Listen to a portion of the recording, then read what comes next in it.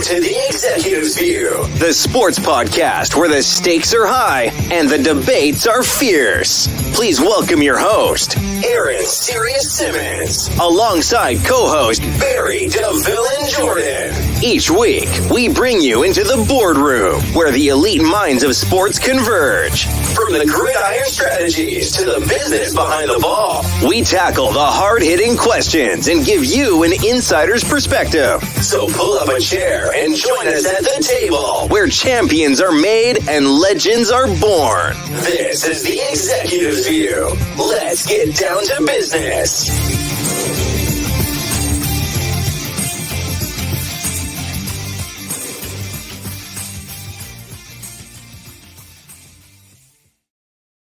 Welcome to the Executive View. I'm your host, Aaron Sirius Simmons, and we are the view from on top, man. You could be anywhere in the world, but you're here with the executives in the boardroom, and I do appreciate that.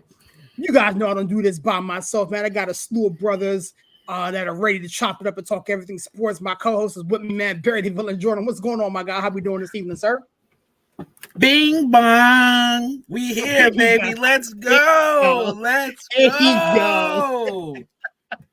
Let's go. I'm gonna give you some time to talk your stuff about that orange and blue team that you rep. Orange and blue skies, baby. Woo! They balling. I give you that. I give you that, man. We got back in the building. Chandler, what's going on, CK? How we doing, sir? I'm about 70% back to normal. Out of the pit of despair, I guess. Apologize for not being here, man. It's go through the peaks and valleys, man. I was in the valley for a minute, but like I said, I'm about 70% up the incline. So that's good, man. It's good to see you. Good to hear you, man. I'll tell you what, man. Barry says this, man. Feel you with both hands, with no hands. We feel you. You know when you ain't here, man. We love you, man. Appreciate you coming through.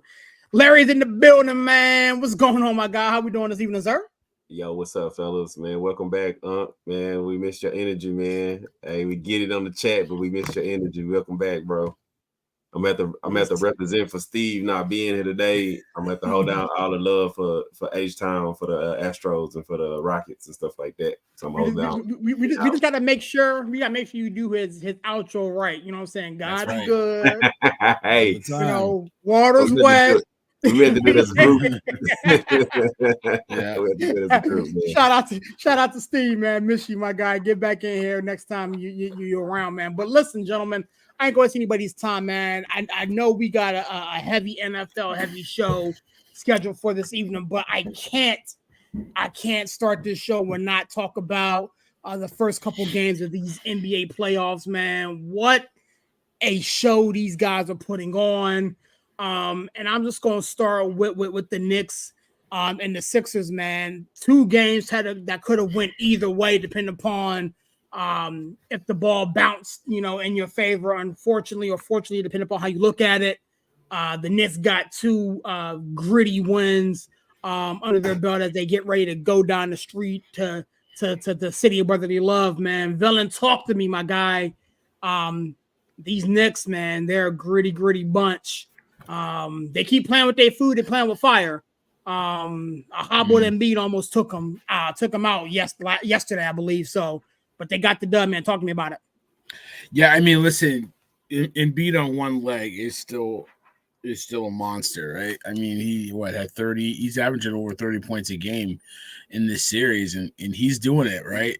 Maxey is showing up, but the thing with the Sixers is they're a mentally weak team.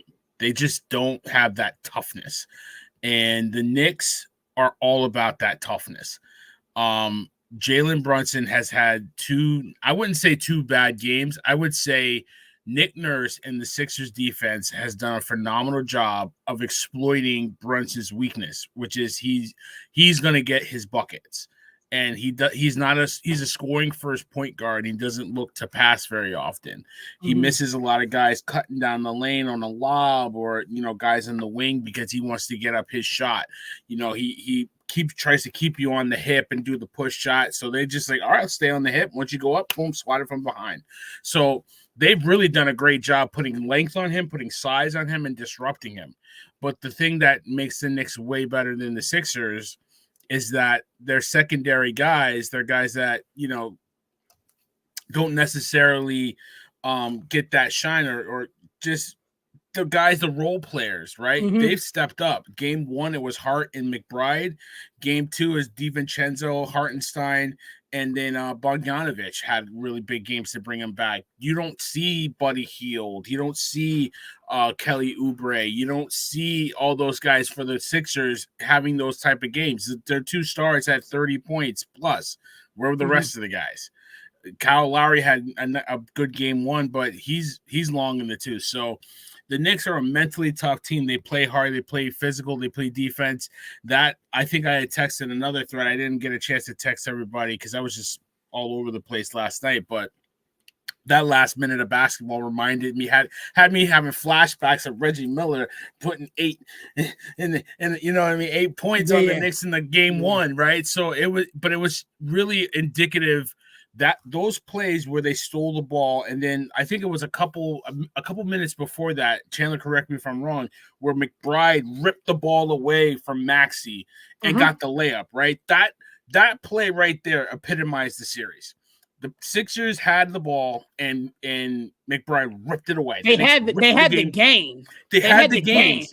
Yeah. They had the games, and the Knicks ripped it away. That play epitomized the first 2 games at the Garden. So great wins.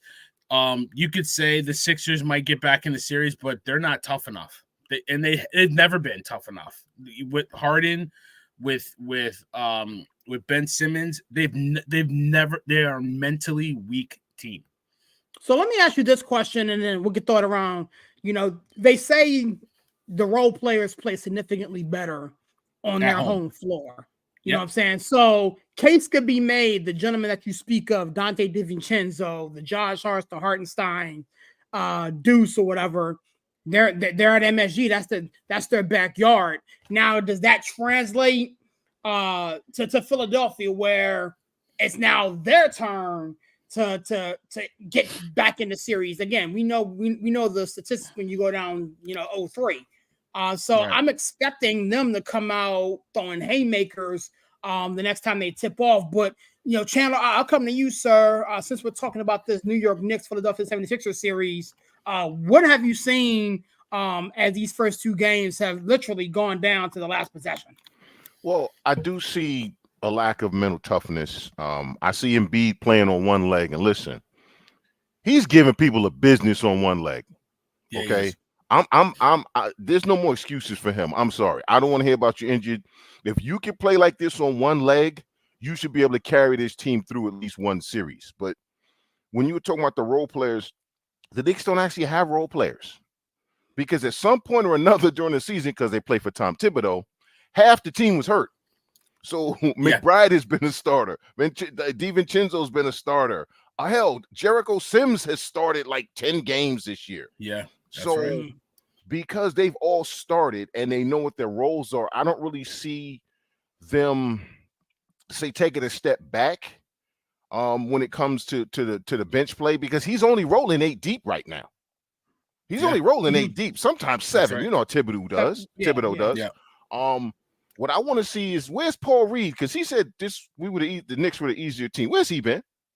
Right. I need to know. Right. Because you was running him out. Josh Reed, right? Josh Reed? No, is it Paul Reed? Play for the Sixers. Paul? Is his name Paul Reed? Peter, Paul, I don't know. Yeah. Peter, Randy, Paul, John, whatever the hell his name is. Matthew, one of them disciples. I don't know. He's throwing the goose eggs in the box score, so it is what it is. And Buddy Hield, listen, once we found out Buddy Hield was actually 100 years old and he lied on his birth certificate, he ain't been the same since.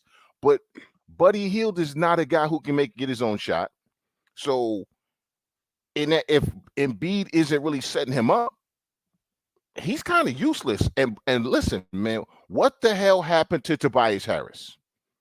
He used to be a dog. He used to be a dog. And listen, I don't know if we need to put his face on the milk carton. We need to contact the FBI. That's that new show on NBC, Missing Persons Unit. We need to get them involved. Okay? we need FBI Most Wanted. You know what I'm saying? Because what the hell happened? Tobias Harris is the reason that they're down 2-0. I'm sorry. because if he puts up anything in either one of those games, they win probably both games. Let's be honest. Yeah. They'll probably win both games. So it's going to be interesting to see what happens. But I'll put it like this. If this game is close in game 3, the Knicks are going to win. The only way Philly wins is Philly's going to have to be up 10 with like 10 seconds left. That's all. That's the only way I see them winning the next game. Shoot, they were up 10. Oh, they were up 8 or 9 with 40-some odd seconds left and lost. You know what I'm saying? So I don't even think that's going to work. But Larry, I'm gonna come at you, my guy. You know, we're talking about this Knicks Sixers series. It's been a knockdown, drag out fight, if you ask me, man. It could have gone either way, man. What say you, my dude? I mean, I actually kind of like it. I like this series. I mean, it's been some close competitive games. It gives me like them old school like Ewing versus Barkley vibes.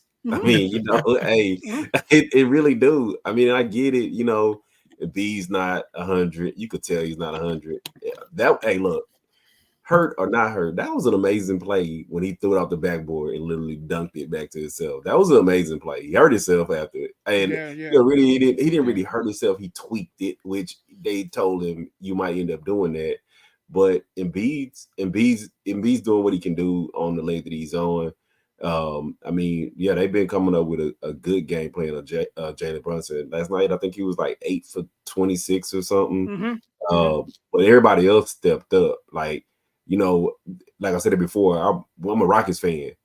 Hardenstein has earned his money on the Knicks. Man, dude, he got down on the ground to get them rebounds and kick them back out to DiVincenzo. So the defensive stop on Maxey. That's late in that ball game. That was huge. That was huge. Saved the game. Exactly. And normally when you switch out hey, I'm a big. When you switch out on a little dude on the perimeter, it's toast time. They gonna cook chicken, man. We gonna cook. They're gonna cook you out there. So normally you got to give them that space. And you know, I can see if it was a jumper, but he drove, and Hardenstein timed it. He timed it right. So, like I said, it's been a close, competitive series. I mean, I'll jog you guys' memory back. Remember, this was the series that nobody wanted because everybody was anticipating. You fall into that number 2, and you got to play a healthy Sixers with a healthy Embiid. Everybody thought he was going to come back healthier, even though we know he was coming off the knee injury. But this was the one matchup that we was like, you might want to avoid it, and it's actually playing out to be a real good series. It really is. Well, it's funny you mentioned that. I'm sorry. No, go. Talk. I want to just click on what Larry said. Like Hartenstein, give him credit because he had a terrible game 1, and he was getting cooked a little bit in the first half, and he stepped it up in the third quarter and the fourth quarter. So I agree with Larry. Well, what I'm saying is he actually gave the Knicks some quality starts this season, and absolutely. We literally jettisoned him out of the Rockets ASAP, and this is like what his third team he's on. So he's giving them some. You got to remember that the Knicks have had a lot of injuries this year, and that's not including. I forgot his name. Randall's been down, so Hardenstein has had to play the 4 and the 5. So he's actually he's still considered a role player, but he's earned his money on that team. And last night really showed that he's earned his money, regardless if you have good games or bad games. I'll take a Robert Horry all day long. He may not have the best numbers, but he'll dig it out and he'll get me what I need to get this win. He'll hit that clutch shot or make that block or save whatever you need him to. Whatever you need him to. And give Leon Rose credit. I killed him. And for signing a guy like Hartenstein, signing DiVincenzo, you know, trading for Josh Hart. People hated the trades. I liked the Hart trade because I know the energy. And I liked getting DiVincenzo because last year, Chandler knows we couldn't shoot. That's why we couldn't beat the Heat. Couldn't shoot. Yeah. And you bring in a shooter. Give him credit, man. He's built the team. He's built a damn good team. McBride was a third. McBride shouldn't be on this team. McBride wasn't going to be on this team to start the season. And now look at him. Like the reason Josh Hart. Go ahead, Larry. I've always been a Josh Hart fan. Josh Hart. Plays his ass off. He's gonna fill that box score up. Josh Hart was doing exactly what he was doing in Utah. Just nobody was seeing what he was doing in Utah. Right. Josh Hart, Right. I told y'all gonna get the hate from me today. I bet you LeBron wish he had a Josh Hart. I bet you Yeah. do. Yeah. Somebody But- to grind it out, hit the clutch three, get you assists, get you rebounds. The guy who, when y'all are over here withering away, who's gonna be the tough defensive stopper. I bet you wish he had a Josh Hart. The Hartenstein signing, I didn't like it because I didn't think Thibodeau would use him properly. Hartenstein is a gifted passer as a big man. Very much so. People don't realize how gifted a passer he is. I mean, he passes like a point guard. And I'm like, why are you getting the guy that Thibodeau's not? Because remember last season, Thibodeau didn't use him. He wouldn't use him at all. And but they finally decided to play to these guys. They had no choice to use him, right, Chelsea? They had no choice. And he finally decided to play these guys' strengths. And that's the beauty of it. Like, I wasn't a fan of the Josh Hart thing because as much as I like Josh Hart as a player, I'm like, dude, we need somebody who can actually shoot. Josh Hart can't shoot, but he can make baskets. Which it sounds crazy, but he can't shoot, right? Can't hit the broadside of a barn, but every time you need a shot, he makes the shot. They literally left him open and he kept hitting threes. He kept hitting threes. At that point, there's nothing you could do. Like, serious, you play ball like I do. When you leave a guy open like that and he hit it, all you can say is like, that's it. Hey, that's it. The thing is that Charles Barkley once said that you think that these guys cannot shoot shots because they're on the bench. Josh Hart, at the end of the day, is a professional. You give him an open shot, most of the time he's going to hit it. He's going to hit him. Yeah. And on the flip side, the Sixers haven't done it consistently. Tobias Harris hasn't done it. Kelly Oubre, I don't even think he scored. He's played good defense. He hasn't scored. Buddy Hield was brought in to shoot. He hasn't done it. You know, Kyle Lowry, game one, like I said, had a brilliant game. He's a pest to the Knicks. Always a pest since his Toronto days. Game two couldn't do anything. You know what I mean? Like Maxey went inferno. That was the only reason they got back in the game.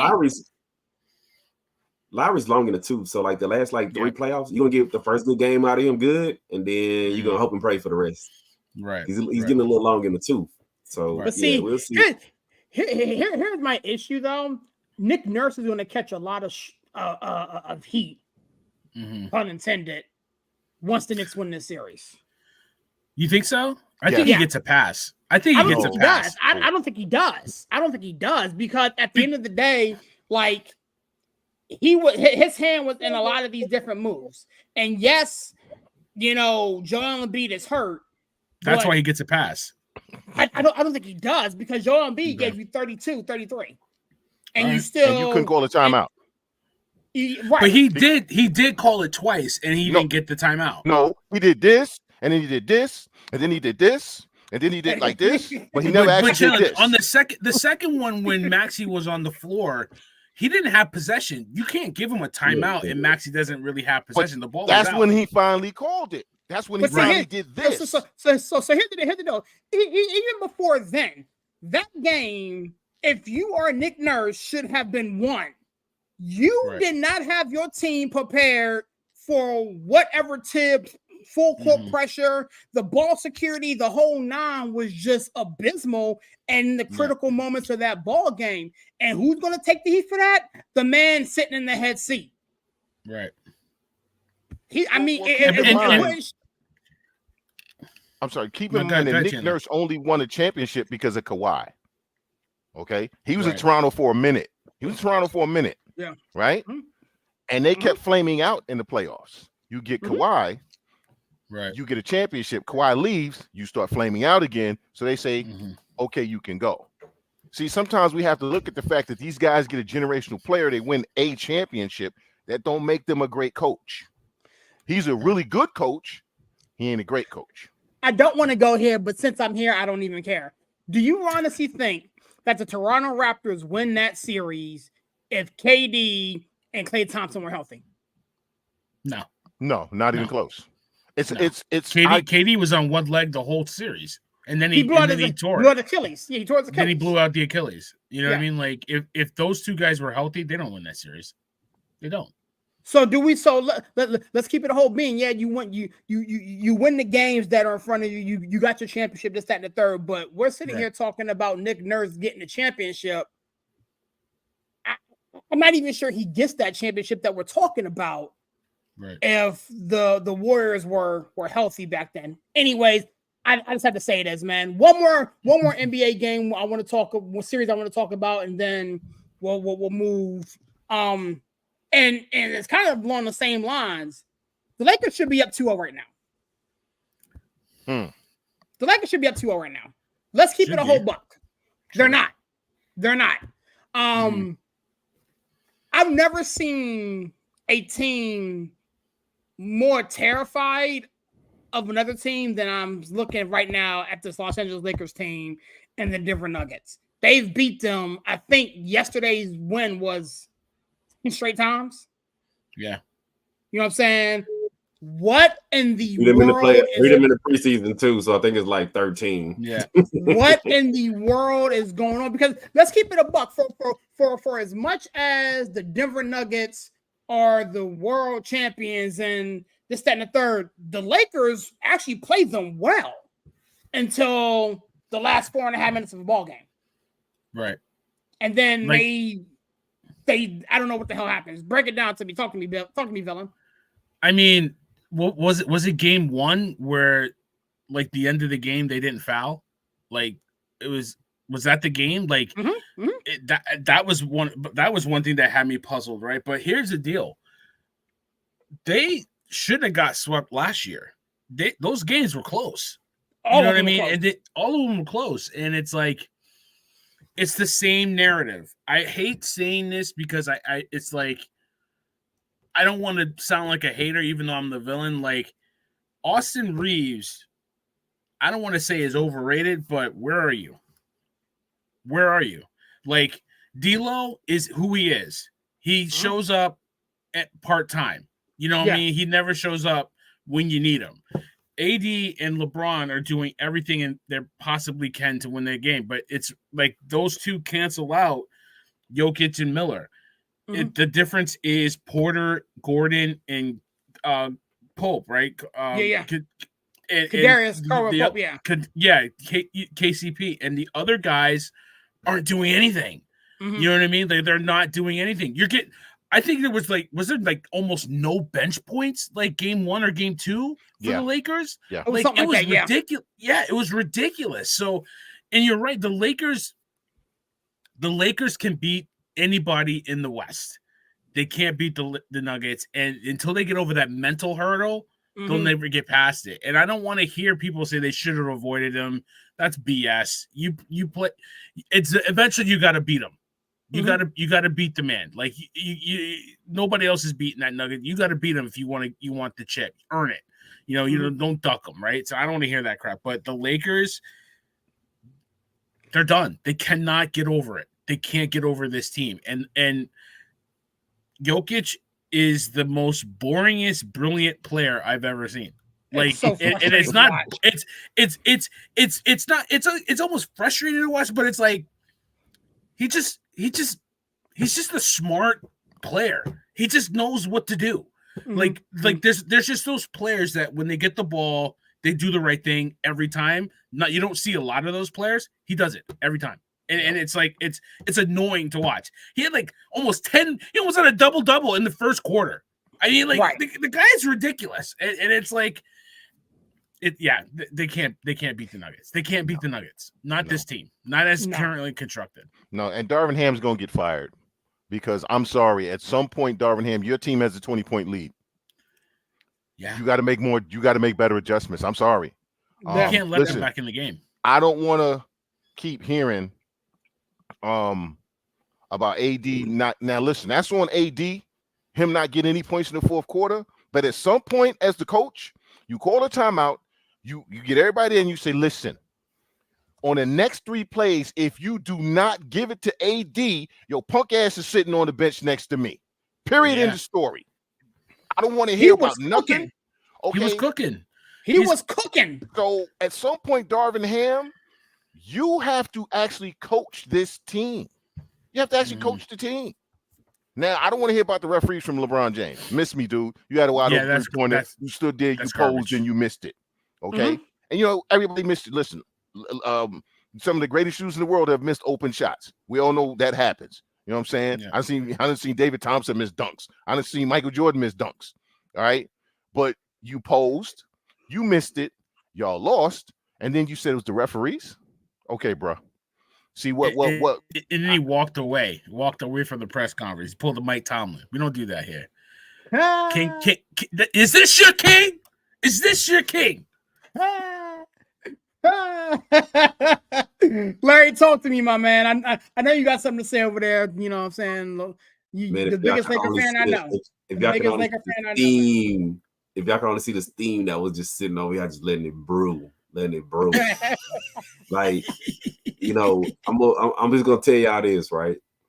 20-point leads ain't shit in the NBA no more. They don't play defense. That's why 20-point leads don't hold up. The Nuggets have a better team, point blank. So 20-point leads aren't safe. 30-point leads are barely safe. You're not gonna beat the best team in the league, assuming, oh, we're up by 20 now. We could just take it easy. We could just relax. And look, newsflash, everybody. As much crap as AD was over here saying, I can't get any defensive player of the year vote. No, because you don't guard Jokic. And when you do, he cooks your ass. He cooks all you. The time. He cooks you all the time. You cannot guard this dude. So don't come telling me about no defensive player of the year awards when you're a big man and you can't guard another big man. But, you know, at the end of the day, I'll put it like this. I blame a lot of this stuff on LeBron. And you guys may not have ever known or ever like looked it up, but LeBron does not make his teammates better. When you talk about stat stuffer, he's a stat stuffer. KCP plays better on the Nuggets than he did with the Lakers. Way better. Way better. You talk about you. If you really want to go there, Clarkson in Utah plays a million times better than he did playing with LeBron. LeBron does not make his teammates better. And so when you see like no bench points, every time somebody get the rebound, you the one over here, give me the ball. You're the one bringing the ball up. You're looking to score. You're looking to get assists if somebody's wide open instead of running the offense, getting your teammates involved. So now they can get a couple of shots up, come the fourth quarter. Then now they done got a couple of shots up and they can start helping you out a little bit more. He does not do that. This is your king. This is what people say that their king is, but he does not do that. I'm gonna be real with y'all. Russell, he actually played better in Golden State. He played way better with the Timberwolves than he do playing with LeBron because he's a pure point guard who has to play spot up like my man Wessel Westbrook had to play. That's not his role. He needs to bring the ball up sometime. LeBron, you need to get your big ass over there and go play spot up sometime because that's the reason why that offense can't function. And Darvin Ham don't run that team. LeBron runs that team. Whatever play he might have scripted is get a ball to LeBron, let LeBron bring the ball up, run a pick and roll with AD, maybe get AD, involved a little bit in there. But that's the reason why you don't see his teammates picking up the slack like you see a Jokic. Jokic, he don't bring the ball up all the time. Sometimes it's him. Sometimes it's Jamal Murray. Sometimes it's KCP. Sometimes he'll hit you when it's open. Sometimes he'll create something. Sometimes he actually will step aside, let Murray create, set up everybody else. So you see the role players, the other players picking up points. You'll get even like what's the guy from Kansas, the white guy that they drafted. You even see him. Braun. Yeah, Braun. You even see Braun. He's playing his ass off on defense because he know he's gonna get 2-3 buckets on the other side. He may only give you like 6-7 points, but everybody know that everybody eats on that team, and they don't care about you being up 20. We got the better team. We'll come back and we'll beat you again. You know, the part that really pissed me off the most was that, dude, you fussing about officiating? They shot 20. They shot damn near 30 free throws the first game, and we always sit up here talking about what NBA team shoots 6 fucking free throws in the damn playoffs. You've been having at home. At home. You've been having coaches You've been having coaches literally taking fines all season because they're saying you cannot touch these Lakers because they shoot the most free throws. And then you complain about officiating and you want to run out of the press conference, but you missed a wide open jumper. But you know what you was doing the night before? You was shooting jumpers jumpers in your garage, in your driveway with your son, telling your son who's the GOAT. You telling your son who's the GOAT online because he can't hit the long jumper like you can, but you blew it and you missed that jumper. So yeah, so that's your king. Hey, look, I'll put it like that. I hope it's a gentleman's sweep. I hope every game is they up by 20. Stick it to them even worse. I hope it's just like a Cowboys epic fail in the playoffs. Stick it to them. So they're not coming back in this series. I'm gonna make this abundantly clear. Okay, I mean no disrespect, but what we're not gonna sit here and do is talk about LeBron James being a stat stuffer, and then in the previous episode, in the previous show, we're gonna give the praise and adoration to Russell Westbrook, who is you're also gonna get 100 from West. You're gonna get 100 from West every single we're time. We're not gonna do that. We'll go there. We cannot do that, man. We can't do that. Dude. Shout out. Yes. Listen, I'm not gonna sit here and say LeBron James is without fault. I'm not gonna sit there and say that. I'm not gonna even sit here and say that what you're talking about from LeBron James is 100%. No bench points. No bench points. Hold up. I'm not gonna sit here and say that what you're talking about LeBron James is not halfway correct. But you can't sit there, with all due respect, and call LeBron James a stat stuffer on one hand and praise Russell Westbrook on the other hand, and they both do the same damn thing. Look, we've all seen LeBron check out. We've all seen LeBron take plays off. Show me one play that Russ have ever taken off. Russ gonna give you 100%. Yeah, but I think that's a different argument than stat stuffing. You know what I mean? If you stuff the stat because you're just playing hard, it's just you playing hard. Not because I'm looking to go. No, I mean, I can't say that LeBron is a stat stuffer. I can say that listen, I just had this conversation with somebody today, and they were trying to, argue with me why Jordan doesn't make his teammates better. And I'm like, it's a totally different type of making teammates better. You know what I mean? Like, these guys. Yeah, like these guys wouldn't have won anything without Michael Jordan. Just like those guys wouldn't have won anything without LeBron. It's a different way to make teammates better. I'll say they wouldn't have won without Pippen and Grant. No, wait. Let me break this. Yes. No. Okay, see, I'm old enough to remember when Michael Jordan was considered a bust. I'm with you. Okay, I'm old enough to remember. When was he a bust? Michael Jordan. Let me tell you. Let him go. His first 3 years in the league, what they said about Jordan was, you will never win with Michael Jordan. He is only interested in scoring. Okay, This man had George Gervin, Artis Gilmore, Orlando Woolridge on his squad. Who are the people who have never said anything positive about Michael? You've never heard him mention his name. George Gervin doesn't talk about Michael Jordan. You know why? They hated his guts. Because he was playing. No, because he was a greedy, selfish player. But they asked him to play point guard, and he averaged a triple double. And that's what I mean. Like the team didn't win. But that was the team was a bunch of old guys that were okay. And even after that, until they got Barry, these are all facts. Until they brought in Pippen and Grant, that team. Yeah, Michael Jordan scored 63 points in the playoff game, and they lost the game. See, that's the part people don't mention. That's the part people don't talk about. No, we understand that. So what I'm saying is, Jordan by himself would never have won anything without Pippen and Grant. Oh, and Phil Jackson, the coach, not the GM. Of course, that's a moot point, Chandler. Like I agree with you. LeBron doesn't win championships without his supporting cast. No, but see the difference is LeBron doesn't make young players better. He's Bill Belichick. LeBron is Bill Belichick. You know how Bill Belichick's assistants are always trash? They're terrible. LeBron has never named me the young player LeBron has made better. He's traded them before he made them better. Yeah, they don't have a chance. That's what I mean. They don't get a chance. LeBron can't play with a point guard because LeBron is ball dominant. That's why Russell Westbrook couldn't fit in LA. That's why he didn't like Rajon Rondo. That's why he didn't like Rondo. And Rondo got him a championship. And why do you think Kyrie wanted to get traded? Why do you think Kyrie wanted to get traded out of there? Like, Kyrie's a clown. Let's be honest. Kyrie's kind of. But still, he was a point guard that didn't get to play point guard.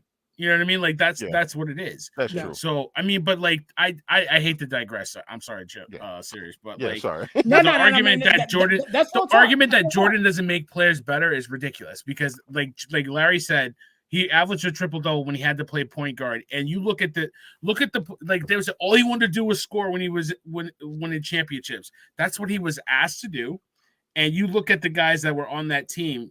Like, who are the scorers other than him and Pippen and maybe Kukoc? He named Steve Kerr. I'm like, let me break it down for you real quick, Chandler. You had BJ Armstrong.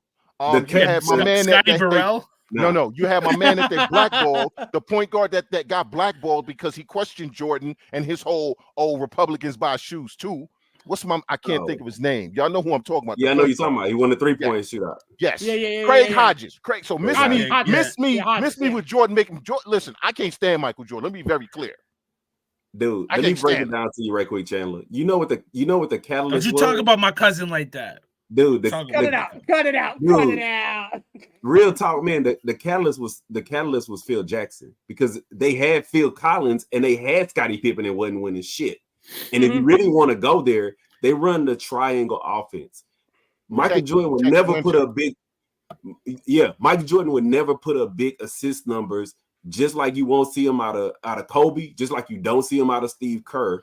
Out of Curry, because they run a real offense. You'll never see big assist numbers out of those guys because they run some form of the triangle offense, which is unstoppable. And you don't see guys who are like a LeBron. LeBron could never succeed in that offense. He's had multiple times to play with Phil Jackson. He just chose not to because he wouldn't succeed in that offense. And Phil Jackson's hard. The offense doesn't play to his strengths. Well, the racism. So Phil's racism might have played a little part in that, but you know. But Phil's gonna make you run that offense. Phil's not gonna take that. I'm LeBron and I can do what I want to do. Crap. Yeah. He's not gonna take that. That's the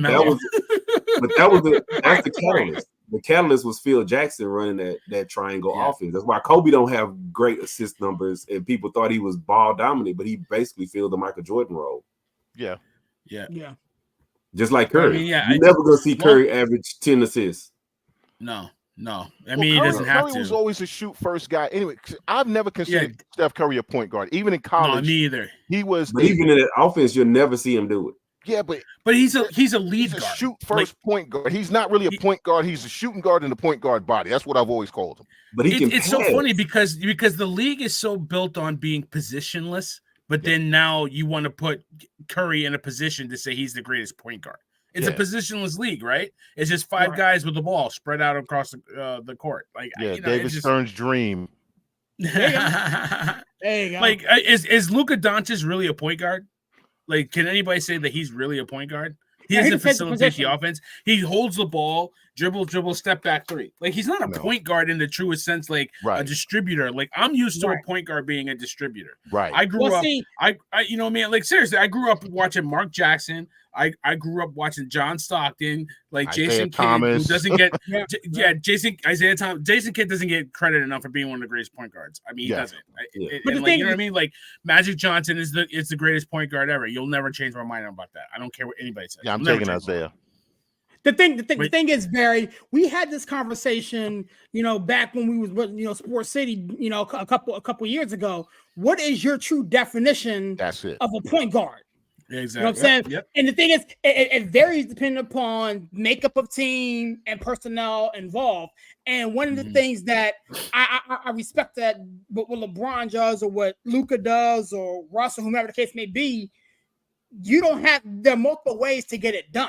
Yeah. Right. You know what I'm saying? Like, and to Chandler's point, you know what I'm saying? Isaiah Thomas, he wasn't a ball dominant score first type of point guard. But let's say, Steph Curry, the way Steph Curry does it is completely different. Yeah. You know what I'm saying? So it depends on how you want it. But we got to move.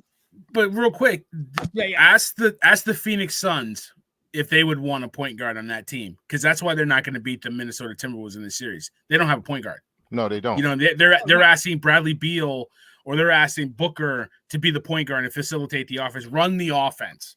That's what I feel like a point guard does. Run the offense, get them in sets, get them in good looks, and get easy shots. There's nobody on the Suns that can get them easy shots. Actually, there is. They won't play him. They have a point guard. They won't play him. Because Isaiah Thomas. Because he doesn't play defense. No, he can't play defense. No, he does play defense. He just is too small, and people can just look over the top of his head and be like, So he can't play defense. He can't play defense. But Ant's cooking them. Ant's cooking them because they don't have a point guard. You know what I mean? In my mind, like on the court. Yeah. Ant has 15 points right now going into the fourth quarter. He's having a horrible game. But I digress, man. The point of today's show, man, we're gonna really dive deep into. I'll just say this, Aaron. That's the reason why the Lakers are gonna lose because of LeBron James. I don't know about all that. I don't know about all that. He built the team. He built that team. He traded anybody. Yeah, anybody. Don't let him fool you. Okay. I mean, I will give you that point. But LeBron James is balling.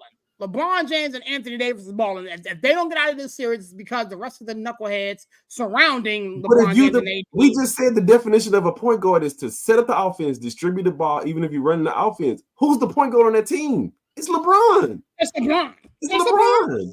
So if your teammates is not getting involved, if your bench players, if Austin Reeves is giving you 2 points, who does that fall back on? Answer that. It's a make or miss league. It's a make or miss league. It's a make or miss league. Wow. It ain't LeBron James' fault he missing them, man.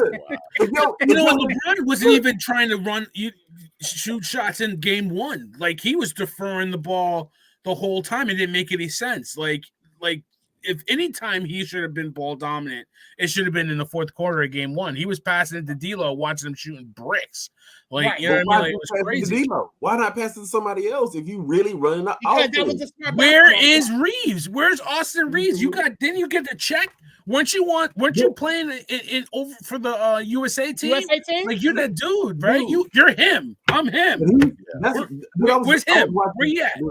I was watching TV this morning. That was one of the first things even everybody on TV was saying that Austin Reeves plays off his position because he does not bring the ball up.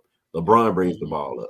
Like I said, he's playing off position, and there's nobody on that team that can basically set it up where everybody gets shots, everybody's getting involved. So now you will see these huge numbers from LeBron and from AD because LeBron knows he got to get AD involved, but you see zero from nothing else. And you're not going to beat the Nuggets like that. You're not going to beat them. No. You're not going to beat a lot of teams like that. You're not going to beat a lot of teams like that in the West, but you definitely LeBron believes if he has the most talent on his team, he can win.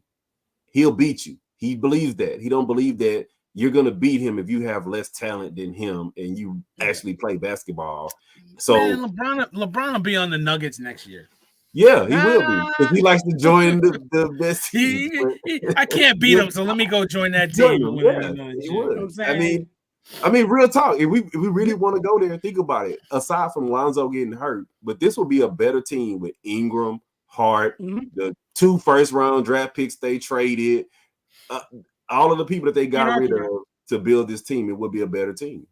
Yeah. Why they ever broke up that COVID championship team, I'll never know. We'll see, man. But anywho, let's make that move, man. This upcoming Thursday, the 2024 NFL draft actually kicks off.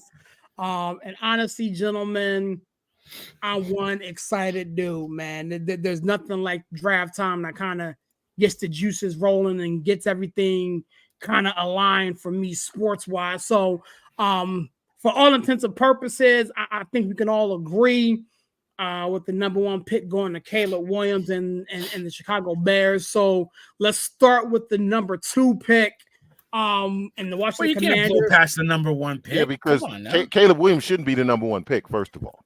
Okay, so shouldn't be the number 1 pick. You should and not. It's going to be the number 1 pick at 2 different arguments. Okay, I think the Bears might take Jay Daniels. You do?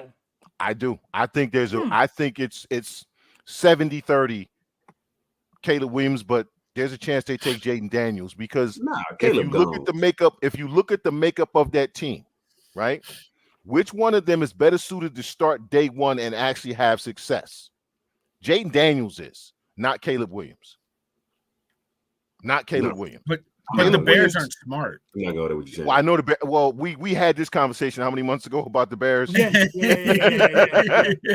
But If I'm the Bears and the team I've assembled, I take Jaden Daniels.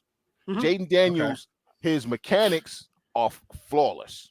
His motion is repeatable. You can watch his motion, his throwing motion, everything is good. Caleb Williams, there's work to be done on his game. There is work to be done. Now, I think there's work to be done between the ears, Chandler. Well, no, he picked up bad habits because what's the clown's name that was his coach in two different Lincoln stops? Riley. That clown never had an offensive line and never had a defense. Had a defense. So Caleb has picked up the biggest bad habit, he holds on to the ball too damn long. Because why? Because he kept having to run for his life.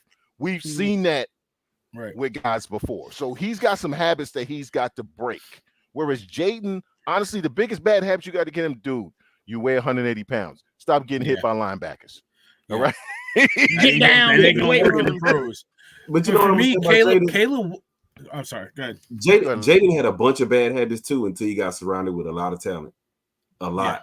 And you can't just wipe out them first 3 years of Jaden and just go off in 1 year. He progressed, though. Every year he got better.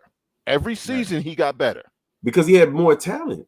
Caleb Williams didn't, though? Caleb Williams didn't. Caleb Williams was the same guy from his Heisman year to this past year. He was the same player. If you look at his numbers were pretty much damn near the same as his Heisman year. They're pretty much the same. He had a worse team. But his numbers were pretty much the same, which says to me that there was no. No, that means he's a better player than me. His offensive line was trash. He did more with less. He did more with less. Right. He also developed bad habits. All I'm saying is I would take Jaden Daniels. Now the Bears will probably take him. I would take Jaden Daniels personally.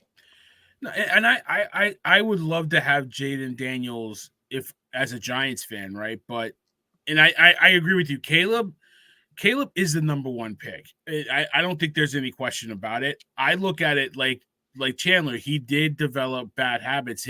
Like he holds on to the football, and when he starts to play hero ball, that's when he gets into trouble. You do that in the pros, you're going to get exposed really quickly. You could be hero ball like Lamar Jackson all you want, but when he does it, he makes some. You watch the tape of him making throws, and it looks really good in college. You ain't making that throw against NFL cornerbacks and NFL safeties that can cover the field.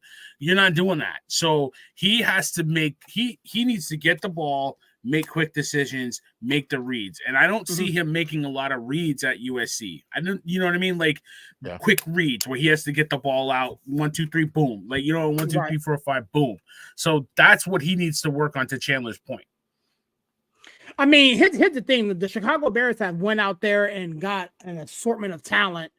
To surround Caleb Williams. So if Caleb Williams or Jalen Daniels or whomever is going to be that number one pick for the Chicago Bears doesn't get it done, again, I think the writing's evidently going to be on the wall for Eberflus, like as to Chandler's point. So I think the consensus here, yo, what's up? But I'll say this, right? So when you're looking at the two, right? I can tell you why it's going to be Caleb. Because one, Allen and Moore, they'll make up a lot of those bad habits that Williams had. Because look, if y'all ever seen Keenan Allen play, that dude can play. That dude balls, and they've set that team up to basically be a Caleb Williams team. And you also have to look back, and I can tell you the reason why they're going to take him. Bryce Young. That was the knock on Bryce Young. He was too freaking small. He was little, and he could barely see over the line. And when you look at what transpired with him last season, it's going to scare some teams off and not want to take a quarterback that fresh. That's why you've seen Drake May come up so high, because he's so big. And people are like, oh, he's 6'6", he's 285 or something like that. And people looking at it like he's your prototypical. And now Drake May wasn't a top 3 pick. He came up because of how big he is and how small Jaden Daniels is. Yeah.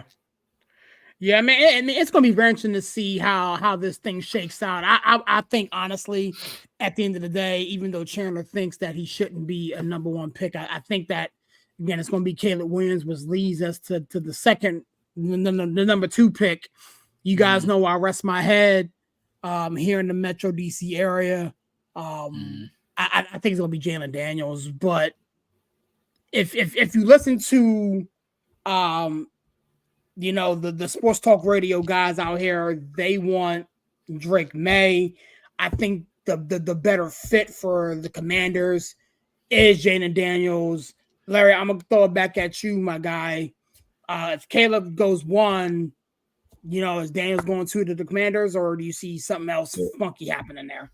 I see it's gonna be Daniels unless somebody offers a king's ransom, because we already know what's gonna happen with 1. I think 2 and 4 is where the trick's gonna come into play. If somebody offers Washington a king's ransom, then they might move, maybe not too far back, but they might move off a little bit. But it's gonna be Jaden Daniels. And if I'm just looking at the 2, and I'm looking at them from like my perspective, right? And Drake May was better when he had better talent. So his junior year was better than his senior year. I forgot the guy name, the receiver. I think he went to your Giants. He was on that Carolina team. Drake May played better, not last season, but the season before. He digressed a little bit this season. Jaden Daniels played worse the season before, but actually got better because he had better receivers.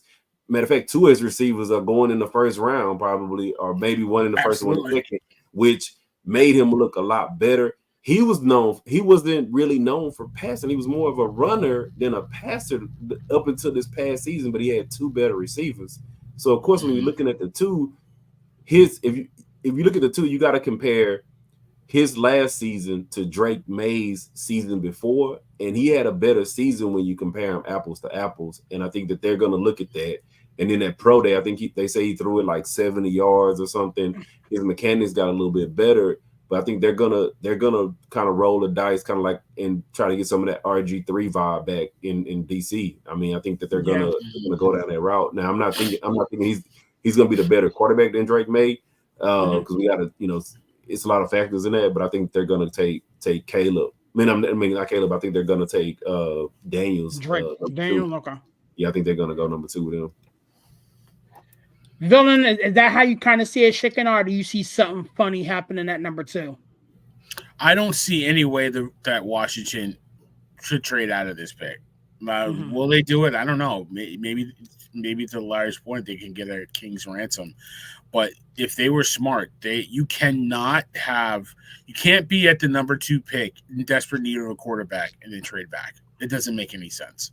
And especially when you have some talented quarterbacks in this draft. Jalen Daniels, to Chandler's point and Larry's point, like his leap from last year to this year has been leaps and bounds. Yeah, it's with the talent, but a lot of guys I don't know a lot of players that can play well without talent. I'm sorry. Yeah. So I really feel like Jalen Daniels, he can throw the short routes, he can throw the medium routes, the long routes, he can rip off a 40-yard run if you need him to. Like there's a lot to like about him, and Washington rarely gets it right. These are 2 teams at the top of the draft that rarely get it right at the quarterback position. Like, let's be totally honest. The Bears have really ever had a top quarterback. They haven't had like a franchise quarterback. The Commanders, when Mark Rippon, the last time they had a really franchise quarterback, and how long did that last? Like you have to go back to They had Kirk Cousins and RG3. That's what I mean. They rarely get it right. They had 2 franchise quarterbacks and they picked the wrong one. Like you have to go back to Joe Theismann when this franchise had the right quarterback. Wait. Did they pick the wrong one, or the right one got hurt?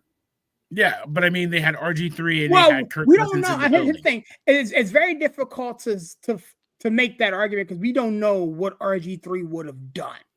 I mean, he had the rookie year, and then his second year he got hurt, and thus started the whole the whole shenanigans. So, and that's what I mean. Like the Commanders have never had that they haven't had that franchise guy since Joe Theismann got his leg almost ripped off by LT. So I mean, they need desperately to keep this pick and to get it right. And I really feel like Jaden Daniels gets it right for this franchise.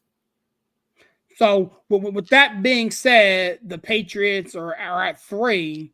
Larry said that may be with some nonsense happens. What do you see the Patriots doing at 3? Do you think they go Drake May? Do you think they go Marvin Harrison Jr.?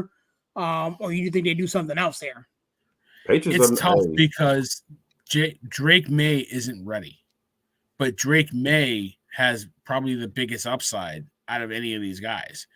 So I really feel like the Patriots are bound to do something stupid. I really feel like if they have to pick Drake May or trade back and get a wealth of picks, they'll trade back to get a wealth of picks and they'll pass on the quarterback. I don't know how you can at that pick. You can't do it. Like, you can't sell your franchise on passing up on a potential guy that people are trying to compare to Justin Herbert. Like, you can't do it. You cannot do it. Draft him and sit him if you have to. Don't rush him, but sit him if you have to. You cannot pass. So you're pretty content with them selecting Drake May there at 3. They have to. They absolutely have to. Serious. Like, you cannot pass. You can't pass on the chance to get a. You know how hard it is. Look at how many teams have struck out on a quarterback in these drafts. I'm looking at one at my team. Like, it ain't easy. Kyler Murray was the number 1 pick. I'm not sold on that kid. Like, it ain't easy. You cannot pass up a chance to change your franchise. You CJ Stroud. Changing the fortunes, that franchise is probably ready to go to the Super Bowl because of that one pick, because of some stupid occurrence where they decided to win the game. You know what I mean? Yeah. At the end of the season, drop back to 2, and now look at them because they got the right quarterback. It makes the world of difference. The Bengals were the Bungles. They got the right quarterback. Like, you cannot pass on that. You can't pass on that. Yeah, I feel like, Larry, talk to me, my guy. What do you think the Patriots going to do there at 3? I mean, you know what? You can get Bill Belichick out of the Patriots, but can you get the Patriots out of Bill Belichick? I mean, if you look at it like that, and they're notorious for trading pick. When was the last time they took a quarterback in the first round? Oh God, I don't think they have ever. I mean, even when they kept trying to find Brady's replacement or Brady's backup, they never took a quarterback. Mac Jones. That was the last one. Mac Jones? Yeah, it was Mac Jones. That was because they absolutely needed a quarterback.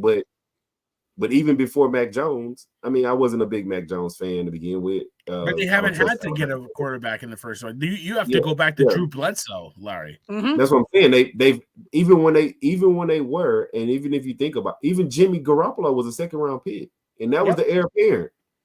Even what's the guy? The big tall guy, 6'7". He played for the Texans. I can't remember his name. Matt Castle. Well, yeah, Castle, and I forgot the other guy. I can't think of his name, but they all took them like second and third round. Like, Patriots are known for acquiring more picks. Patriots are known for, you really want your guy, somebody's gonna really want Drake May. Mm-hmm. They've already talked about numerous teams that are the Giants, the Vikings, numerous teams. There's teams looking to trade up. First round picks. You know, that's the Patriot way. The Patriot way is to trade back. Now, if they were in the line to get, like Jaden Daniels, then they might think about it. Or, just say in the crazy world we live in, Caleb Williams fell to them, then they might think about it in that aspect. But I think that when you start looking at Drake May, then now it's not a big difference between Drake May and some of these other quarterbacks that you could get later. Mm-hmm. And I think that they might be willing to, take 2 first, trade, because the Patriots got a lot of holes to fill, a lot. Yeah, and they're notorious for trading back, filling holes. The Patriots are notorious for having your first round pick like 3 years from now. They are the OKC Thunder of the NFL. Yeah, they notorious for it. So and it's just the fact that they don't do anything with those picks, right? And then you gotta, and then the one of the reasons why I was not really sold on Mac Jones. I don't put too much faith in Alabama quarterbacks. But when you're looking at like a quarterback, you gotta look at also, is your quarterback able to go and play in these Decembers and Januaries in Foxborough?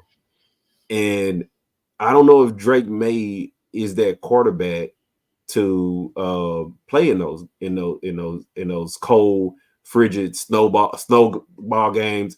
I'm actually, to be honest with y'all, I think that they would probably take JJ if they really thought about it. Out of Michigan, he can play in those, because the thing about it, you had those quarterbacks, and you know how they is notorious. You see about like the Miami quarterbacks, and they got to go play in Buffalo, and how they used to play. The ball don't spin the same when it's -20 and it's snow flurries. And you got to have a quarterback that knows how to play in Foxborough. And I think that JJ is more their target, and they can trade back and get JJ. Right. So here is my only retort. Again, I do believe that the Patriots trade out of this pick, just for kicks and giggles. But I'm not the biggest Mac Jones supporter. But let's keep it a whole bean here. When you were throwing to dudes named Juju Smith-Schuster, Jalen Reagor, the dude that was bagging groceries at the Shoppers Food Warehouse, 2 days Juju before, actually wasn't bad, and he had two damn good tight ends. He had two damn good tight ends. Hit the funny thing. The way you open this Patriot conversation is kind of where I'm gonna end it. Bill Belichick's mark was all on this Patriot team, and he honestly believed that he can plug anybody in any position and they can play well because that's what he's always done. But when TB12 left, Bill Belichick refused to change his philosophy, and he set his team up for failure, which why it doesn't shock me that now the owner is now throwing Bill Belichick under the bus. Well, because he refused to adapt and change now that he understood that Tom Brady can no longer cover up the sins of everybody. Now we got to actually draft and evolve. So you know what I'm gonna say about Mac Jones? I'm gonna put the two together: Mac Jones and Bill Belichick. Mac Jones' first season was a mirror of Tom Brady's first couple of seasons. You run the ball, you play good defense, you limit your mistakes, you make the plays that you want to make. Bill Belichick went wrong with Mac Jones was because he was assuming that now I can open up the offense because he's no longer a rookie and he can do everything that Tom Brady did, and I can have anybody be his quarterback coach, anybody be his OC, because now he's at that point where he can open up and do all the stuff. And Mac Jones wasn't ready for that. Mac Jones, they still needed to be run the ball, limit your mistakes, couple of plays here and there. He was not ready for what Bill Belichick expected him to do. Bill Belichick expected him to be Brady, and now you're in year 2, and I can have anybody play receiver. You got 2 good tight ends, you got a good running back, and we can replicate that success. And Mac Jones wasn't ready for that. Mac Jones needed a real quarterback coach, a real OC to groom him, but also limit that playbook down and take some of that responsibility off him. Because I watched Mac Jones' first season and his second season. Mac Jones was trying to throw 80-yard bombs and throwing out reaches. Yeah, he was attempting 40 passes a game. He should have been still at like 20, 25 passes. Yeah, he shouldn't have been doing all that. Yeah. He was never a gunslinger. Honestly, I'll leave it at this. The Patriots should replace the quarterback because they don't really have a quarterback on the roster. But if they're not going to draft a quarterback, I still would keep that pick. If you got Marvin Harrison Jr. there, that puts some talent in that receiver room. How do you pass on that guy too? Well, you know what I'm gonna put this on your brain, Barry. You know who might actually want that pick, and they've already talked about it. No, you talking about the Vikings? The Colts. They hosted Marvin Harrison Jr. the other day, and the Colts were like, "We got to keep this lineage going." I can bet you. Hey, look, with Richardson and the weapons that they building in Indy, I bet not you crazy. Well, see, Indy would offer them a king's ransom for that number. Well, they will have to come up from 15-3. They get would. I mean, you already got your quarterback. You got a receiver. You got a running back. So I wouldn't care about giving up this year's first and next year's first and throw in a mid pick. You already got your team. Right. Right.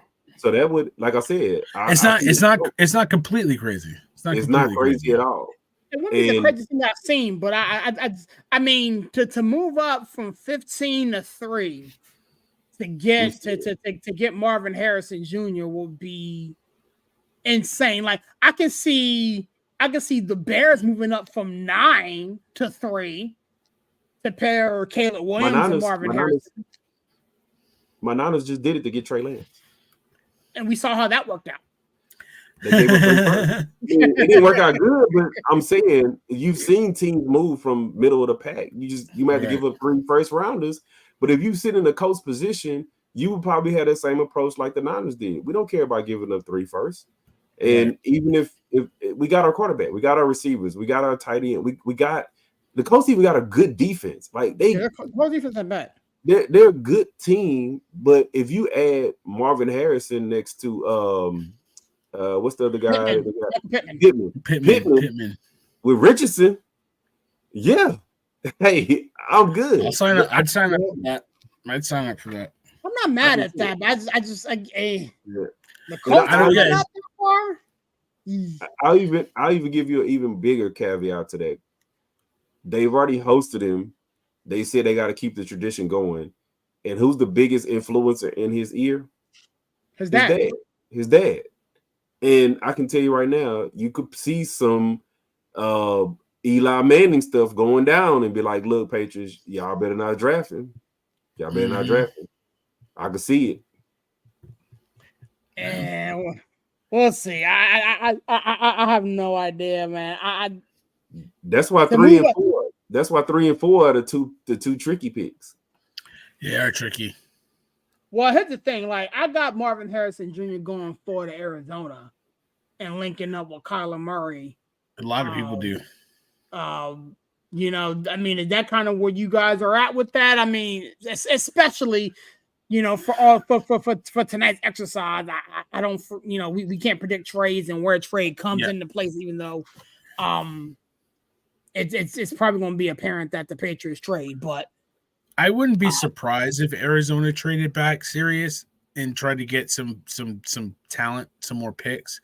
Mm-hmm. But if they keep the pick, they're going receiver, and obviously Harrison should be the first off the board, no question about it. So, I mean, I think that's where they go because I think they're pretty set on Kyler Murray being their guy. Right. So you got to get him talent. You got to get him help. Yeah. So with that being said, the Chargers what's up? So I'm gonna say this about that Cars pick. I'm a bank on it being gone. I'm a bank on it. I mean, So if you think about the Cardinals, man, they got too many holes. That was the reason why they traded last year with Houston. They got too many holes to fill on that team. And you think about it, when your team need D-backs, cornerbacks. They got holes at wide receiver. Even they running backs getting old, and I can see them trading out of that pick to get additional picks because this is a deep wide receiver pool. So it is. Yeah, Harrison is the crown jewel, but you could get maybe if you trade back and get a Neighbors or a Zoomday or you know one of these LSU receivers or one of these UT receivers, you could trade back and still get Kyler Murray some weapons, and because they got. I remember my team playing the division. Arizona got a lot of holes to fill, a lot. Right. I mean, I'm not arguing against that, but I think Malik Neighbors falls to the Giants at 6. But we'll talk about them here in a second. I don't know. With respect, I'll let you cook here in a minute. Yeah. No. Go ahead. The Chargers are sitting at 5. I'm looking at a mock now that has them drafting the offensive tackle out of Notre Dame, Joe Alt. It feels like a hardball type of pick.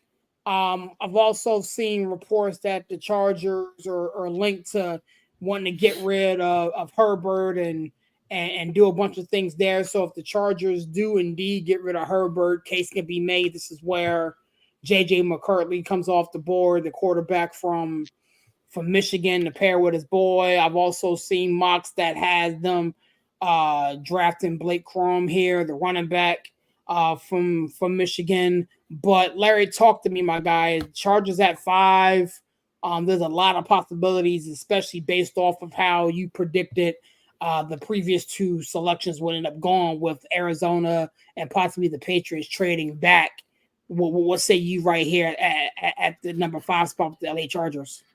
Man, you see this hat that I'm wearing today? I'm wearing my Niners, bro. I feel you. Book it, bank on it, count it. It's gonna be out. It's gonna be out. Mm-hmm. Power running game. He already done brought in what's the guy from the Ravens play OC? Greg Roman. Yeah, Greg Roman. He's already brought in the two running backs. It's power running game, play good defense. They're gonna go offensive line. They have to. They already got the tackle that they drafted last season. I forgot his name. They already got like one of their tackles. They just need another tackle. They're gonna go power running game. They'll address wide receiver later. Chargers actually, they kept most of their defense intact. I think their defense will be way better under Harbaugh, but they're gonna go offensive line. They're gonna address it because they want to run the ball. The thing when Harbaugh was with the Niners, when he was with Michigan, he wants to run that ball down. Mm-hmm. He wants to run it until you can't take them running it anymore. And the way you start with that, you start with it up front. His Michigan teams, his Niner teams, to a degree, even his Stanford teams was always power run first and then throw. So I think they're going. Joe Alt is the best tackle in the draft. They're going to go tackle. Villain, any rebuttal there?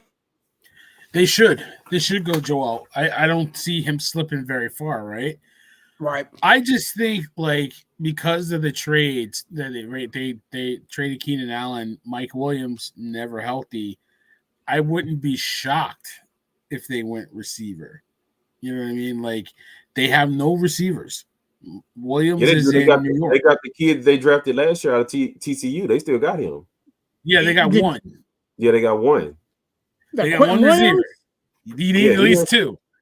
I mean, he actually was starting to come on a little bit. That's why they wasn't tripping on getting rid of Mike Williams. Yeah. I think they do. But I agree with Larry. They will address the receiver position. There's teams that will absolutely address the receiver position because of the moves they made in the offseason. One being the Chargers, the Bills being another one. I feel like Alt is the guy. Mm-hmm. And they'd be foolish to trade out of it. That's dumb. Which leads me to the number 6 pick, the New York Football Giants. I have them going with Neighbors, the receiver at LSU. When I mentioned that a second ago, Villain, you was like, I'm not too sure. Talk to me, man. What your squad doing there at 6? It's so funny because I had this conversation with my brother. Shout out to my big brother Taj, doing this music thing. Go listen to a song Lullaby if you want to do something nice with your Hey, baby. by the way, I need to talk to your man about doing something for the executive, man. So how your man hit me up? Yeah. No, he's on the mend. He's on recovery, So yeah, Relax. Absolutely. But listen, Neighbors and Ozune are kind of interchangeable to me, almost. I think one has one strength and one Ozune is the big physical guy. I think Neighbors is the downfield dynamic player. The Giants absolutely should not draft a quarterback, okay, at number 6.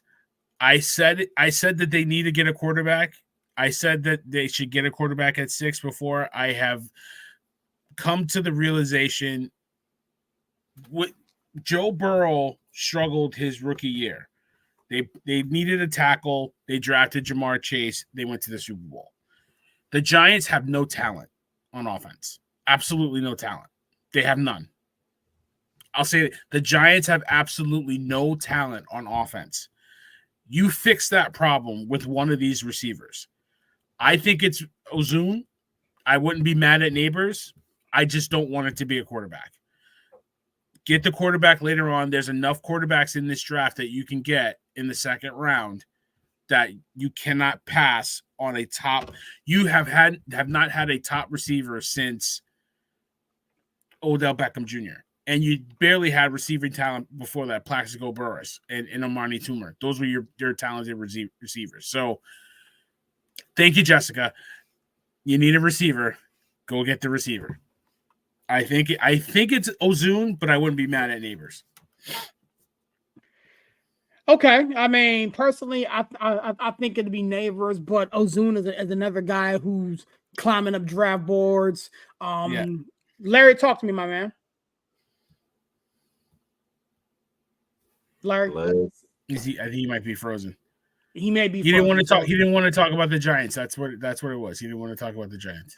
I mean, it's can you hear me? It's a tough thing to. Yeah, it's a tough thing to talk about. Yeah, it's a tough thing to talk about, man. The Giants are a terrible squad. Thanks, serious. Yeah, just like your wife. My wife's an Eagles fan. You know, it's all love. Yeah, I got you, Larry. Sorry, she got our leftovers. Hi, Jess. You got our leftovers. Hey, so you know what? Unless the Patriots, pull that trigger, man. Barry, welcome to the JJ McCarthy era, man. Welcome to the JJ McCarthy era. No. After what they said about Daniel Jones, you cannot bring Daniel Jones back. You can't. Daniel Jones has to come back. The only way he comes back is unless you mend the relationship. That's the only way he comes back, and you have any kind of faith that you say, okay, well, you know what? If we build around him, he'll be better. That's the only way Daniel Jones stays. Daniel Jones is his time is done. Welcome to the JJ McCarthy era. And you know why I'm gonna say that? You know why I'm gonna say that? Because they've already given up draft capital for what's the tight end that always stays hurt? Ingram. Oh God. Not Ingram. Darren Waller. Darren Waller. They've already given up draft capital for Darren Waller. They drafted Jalen Hyatt. They thought Jalen Hyatt was going to be, the fill-in. So if you have those two in place, I think they took Hyatt in the second or third one. I think it was third round. Third round, yeah. Yeah. So it's like, what do you need? You need to keep the quarterback and build around him, or do you feel like I got weapons in place and we need the quarterback for these weapons? And Daniel Jones has improved to be the quarterback for those weapons. I mean, I think it's welcome JJ McCarthy. Or if JJ's off the board, then now they're gonna reassess. But you can't bring back. It's like the Broncos bringing back Russell Wilson. I mean, at this point, you can't bring him back, man. If you bring him back, he has to come back. He has to come back for. Well, here's the thing. After 2024, it's it. It's a wrap. Because of the cap, you got to bring him back. He'll come back and sit the bench. I honestly think Larry's on something here. I think they could go quarterback here. And again, based off of how the rest of the draft kind of shakes out and falls, Drake May could be in play. JJ McCarthy can be in play, because at the end of the day, to your point, Larry, you have no talent on the offensive side of the ball. So what better way than to shuffle the deck, rebuild, get your quarterback, because we all understand that you don't believe in the quarterback you got. Get your franchise quarterback right out. I mean, again, getting a receiver here is not a bad play. I'm not saying that you're wrong.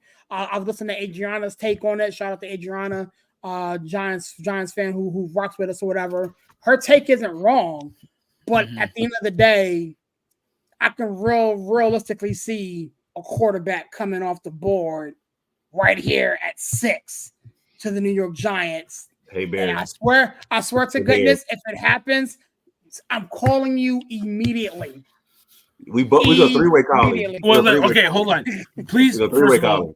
first of all, no three-way calls because I have internet Conference TV. call. I Gonna be have conference streaming. No, but I have streaming TVs. So you guys will get the draft pick before I do, and then my phone will go off, and then you'll spoil it for me. So no calls. You gotta wait at least a minute to call me. Okay. So Bet. I'll I'm accept set a the call. timer. Yeah, I'll accept the call, but no spoiler. Because I'm watching the Knicks game with my brother's like, oh, you see that dunk by Hart? I'm like, no, man. I'm on a delay. I can't. Dude, I'm on a delay. We can't, man, because I'm gonna be on a plane at that time. But yeah, we'll give you the message. But you know what I'm gonna say, dude, and I'll give you even more something to ponder on, Barry. How do you rebuild a roster, right?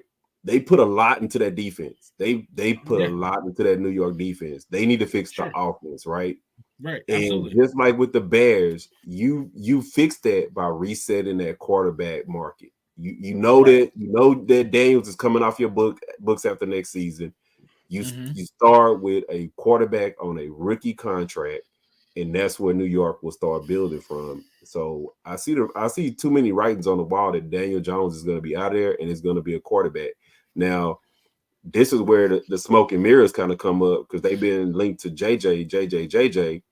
But what's their coach's name? I forgot the Giants coach. Brian Daboll. Brian Daboll. He loves what? Running quarterbacks. Right. Who's the best running quarterback that may be available? Penix. Bo Nix. No. Bo Nix. It may be Bo Nix. He do look like a Josh Allen clone. Yeah. And that's what they call it. So it may not be JJ era, but it may be Bo Nix era. And you reset that quarterback number and you can start bringing in more pieces. But why would you not draft the receiver first and wait until the second round to get Bo Nix? Because it's a deep receiver. And Bo Nix may not fall that far. I know, but I wouldn't be mad if they drafted Spencer Rattler in the second round. Yeah. He can play. Honestly, I would rather have him than Daniel Jones. But see, here's the deal. Why draft a consolation when you can get a round one talent in round one at a position of need? Because you have a lot of positions in need. Well, true, but I mean, to our point, the wide receiver class this year is one of the largest that it's been in quite a while. Okay, right. You're talking to a Steeler fan who tends to draft receivers like they're going out of style. So believe me, we're getting one, probably two in this draft. What I'm saying is, if you went quarterback here, okay, you get Bo Nix to use Larry's guy. You get Bo Nix and you pair him with the receiver. Those two walk through the first 4 years together, but you got to get the guy. You got to get your quarterback first, right? Yeah, but I look at it like this: is the fourth best quarterback in this draft better than the second or third best receiver in this draft? Well, Bear, you know what I'm gonna tell you? Yeah. If you do take a Bo Nix and then you draft like what's the guy named Leggett out of South Carolina, Debo, the receiver. Debo and the guy in Seattle, they both went in the second, and them dudes is huge stars. So you pair them with a Jalen Wyatt, and you pair Leggett with the tight end, and now you got your quarterback. Hey, that's a nice bill. I like Bo Nix, and I agree with you. I don't think he'll drop into the second round. I'm hopeful he will, but I don't think he'll go past Minnesota. So, do you? I don't want McCarthy. This is the guy against Sirius's Penn State team they didn't let throw in the second half. Okay, I will never forget that. I mentioned it last night to my brother, and I said it. I'll say it again. They did not allow him to throw the ball in the second half. You cannot convince me he's a top 6 pick if they don't let you throw the ball against a damn good Penn State defense. So that just tells me you don't believe that kid can play quarterback. So I don't want to hear that guy on the Giants. Like, I really don't. So let me ask you this question, I wouldn't mind going for Bo Nix at 6 and then maybe a Keon Coleman from my Florida State in the second round that can play. Yeah. He just has a little drop issue, right? Larry has a little drop issue. But he's a monster. He's a monster. So, like, I agree with you. There's good receivers you can get. There's good receivers to be had in the second round. We need a star. We need a star. I want a star. I mean, how many stars have been drafted, in later rounds? So, again, I see your point. Like, I honestly, I would be shocked if you didn't go receiver here. Neighbors, Doomsday, whatever the case may be. But again, to give Larry's point some life here, if it's not JJ, to your point, Bo Nix, you got Michael Penix Jr., who's been climbing up draft boards. The only thing, he would be a top 10 pick if it wasn't for his knees. Dude, I don't know a lot of quarterbacks that throw a better ball than him. No, I think he's the best.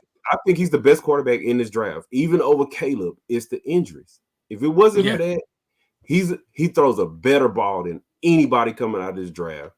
His out routes are ridiculous.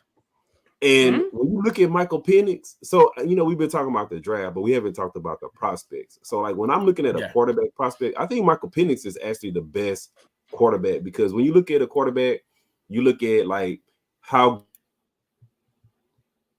good they can throw the ball, how they they spiral is, can they throw it 70 yards? But Penix is all of that, but you can't teach a quarterback how to show up in big games and play in big games and win big games. Penix beat Bo Nix, and Penix literally won that game. Twice. That game was a shootout. Twice. Both beat him times. Twice. It was a shootout. And if you look at the last 2 years, Michael Penix's last 2 years were better than any quarterback in this draft, hands down. Yeah. Better than anybody. It's the knees, and the knees is what people are gonna look at. I remember him from Indiana, man. So I've gotten to see this man pretty up close and personal. I mean, his growth over this time in Indiana to when he's in Washington is leaps and bounds. But here's my only hiccup in the giddy up with him going to the Giants. He works best in a spread offense, and in Indiana, it wasn't a spread offense because the Big Ten is ground and pound, this, that, and the third. And if you look how Brian Dable, that the lack of talent, if you will, you're not gonna spread off the offense and run and gun and do 4 and 5 wides and this, that, and the third. You're gonna kind of shrink the game a little bit, try to find a running back later on, put the ball in his gut. So I'm not too sure if Penix would fit Brian Dable, but you may be on something with Bo Nix. I mean, but the thing is, Penix, I agree with Larry. Penix reads safeties.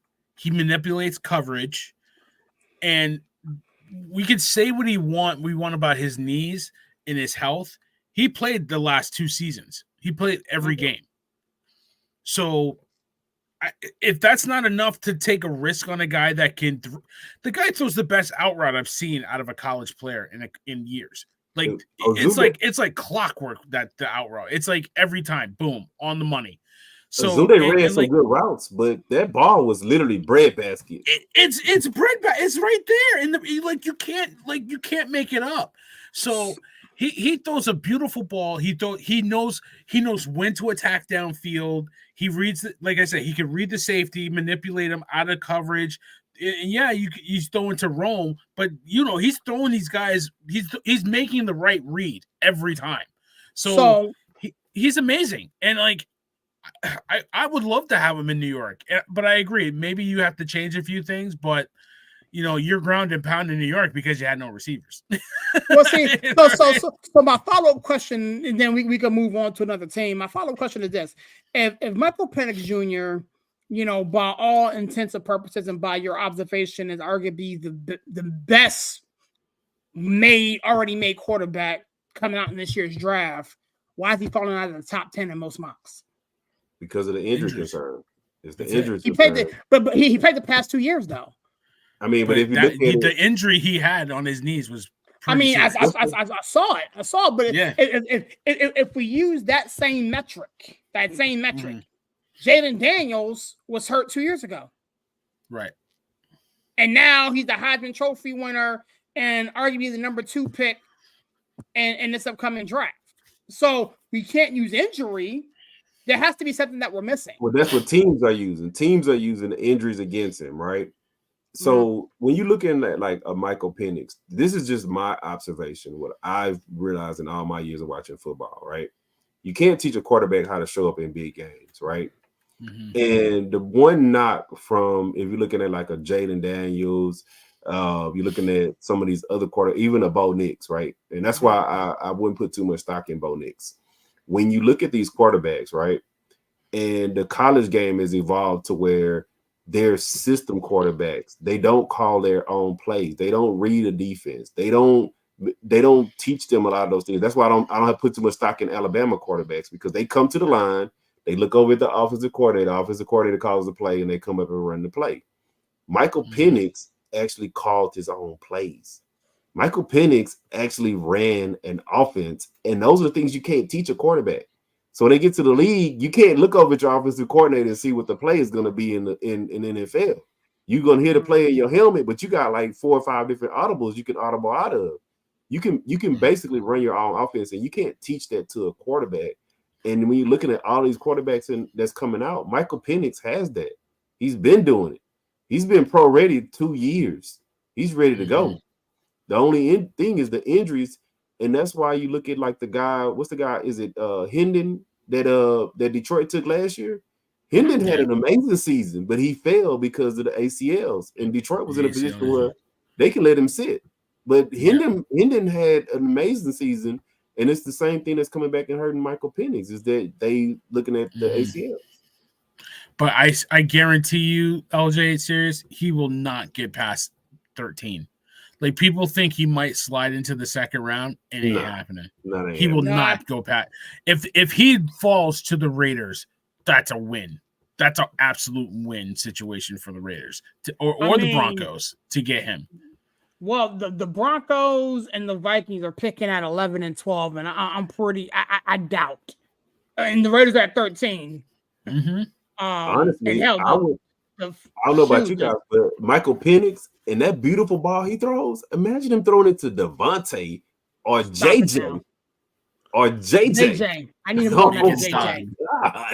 I need him throwing that to JJ. Can you imagine him in Minnesota or him in LA? I mean, Las Vegas. That's to your point, LJ. Like, it's just like. That's what I mean. He's not going past 12. He's not going past 13. He's not. Because they've been knocking him so much, I would actually prefer he end up in a better situation with better receivers on a better team. And I can tell you right now, if he end up in Oakland, you playing hard. You're gonna play for what's your guy? Pierce. Yeah, Pierce. You're gonna play hard.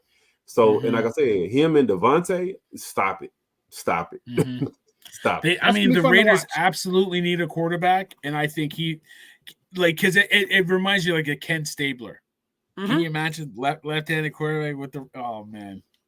Yeah, that dude. Hey, like I said, you can't teach some things that Michael Penix got, man. I've seen that dude. Yeah. You could just go back and watch that Oregon and Washington, the first one, not the second one, the first one of last season, and be like, oh my God.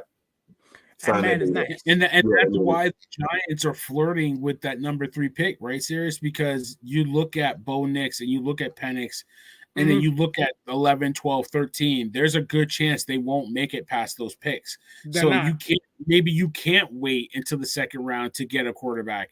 Maybe you have to be aggressive and get him in the first round, and then say like Larry said, maybe then you go after the receiver in the second round. Like maybe you go after Coleman, maybe you go after one of those guys that are going to be a little bit later in the round, like Leggett or McConkey or Worthy. I Xavier Worthy in the second round. I don't think he'll fall that far, but I wouldn't mind having him. You know what I mean? No, I think he's going to go late first round, to be honest with you. I won't be surprised if Larry's 49ers scoop him up.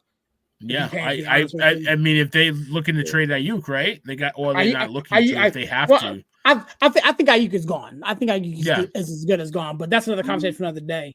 Yeah. Yeah, I mean, Larry, go ahead. I mean, Ayuk, he's gone, right? He's gone, right? I don't think he's gone.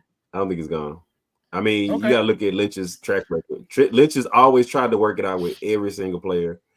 Try to get a contract that's under contract, and if not, then that's where it'll come into play. Don't read between the smoke and mirrors. Lynch has always looked out for his players. He literally Yes. Yeah, like he actually they before they just released Armstead, they actually tried to work out the trade for the Texans. He didn't want to agree to the contract so they could trade him. Because the Texans had to get him at a certain number. He was gonna go play for D'Amico. But yeah, Lynch is gonna try everything to keep Ayuk. But I don't think that trade is gonna happen. So skipping around a little bit, for the sake of time, I'm not trying to keep you guys here all night, trying to break down every pick in this first round. But the Steelers pick at 20. Me and my dad had this conversation yesterday. There's a Steelers show about to drop as soon as the draft happens, but I think we stay there at 20 and pick the offensive tackle out of Georgia, Amarius Mims, to kind of pair with his other buddy we drafted last year, Broderick Jones. We moved Broderick back to the right side, put Mims on the left, and kind of, build that thing up. And what do you guys think the Steelers do here at 20? I honestly think they do all go offensive line with Mims, but what say you? Do you guys think we go receiver here to replace Deontay, or do you guys think we do something else? No, I think you can get receiver in the later rounds. The wealth of talent at receiver is ridiculous, right? I mean, like, I would love to see them get Roman Wilson from Michigan in the second round. You know what I mean? Like, or Franklin from Oregon, right? Like, I think those guys might be a nice fit if they fall that far. I saw them getting Graham Barton in some mocks out of Duke. So, I think the consensus is offensive line. Yeah, that's what I mean. I think they need help at the offensive line. I think they have some talent on the offensive side of the ball that they can go in later rounds for the skill position. I think the defense is pretty set. Some people think maybe another edge rusher, just insurance for your guys, but yeah, I think offensive line is the way to go. Larry, talk to me. Yeah, I'm thinking offensive line too. I don't know if you got. Well, I know Aaron, you watched a lot of Steelers, but if you look at like those first like 8 games or 9 games, Steelers couldn't run the ball for nothing. And what's the running back? I forgot his name. The one from Alabama. You talking about Najee Harris? Yeah, Najee Harris. He was averaging like 2.3 yards. They couldn't run the ball for nothing.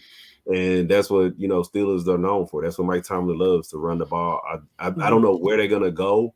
It probably will be tackle. Maybe that guy out of Alabama falls a little bit. I know that's one of the other ones they're looking at, but it's got to be, because they got to fix that line. Even when they was kind of like rotating their running backs, the running game was still kind of a little bit iffy. And he loves to run that ball, so they got to go O-line. I mean, unless the only other option I could see them going is adding another corner. That's the only other thing I could see them doing, is adding another corner, because their corners was kind of hit and miss a little bit, especially after Watt got hurt and he wasn't putting pressure. So they was kind of a little shaky on the back end a little bit. But I could see them maybe going corner, but they probably going to go line, probably tackle.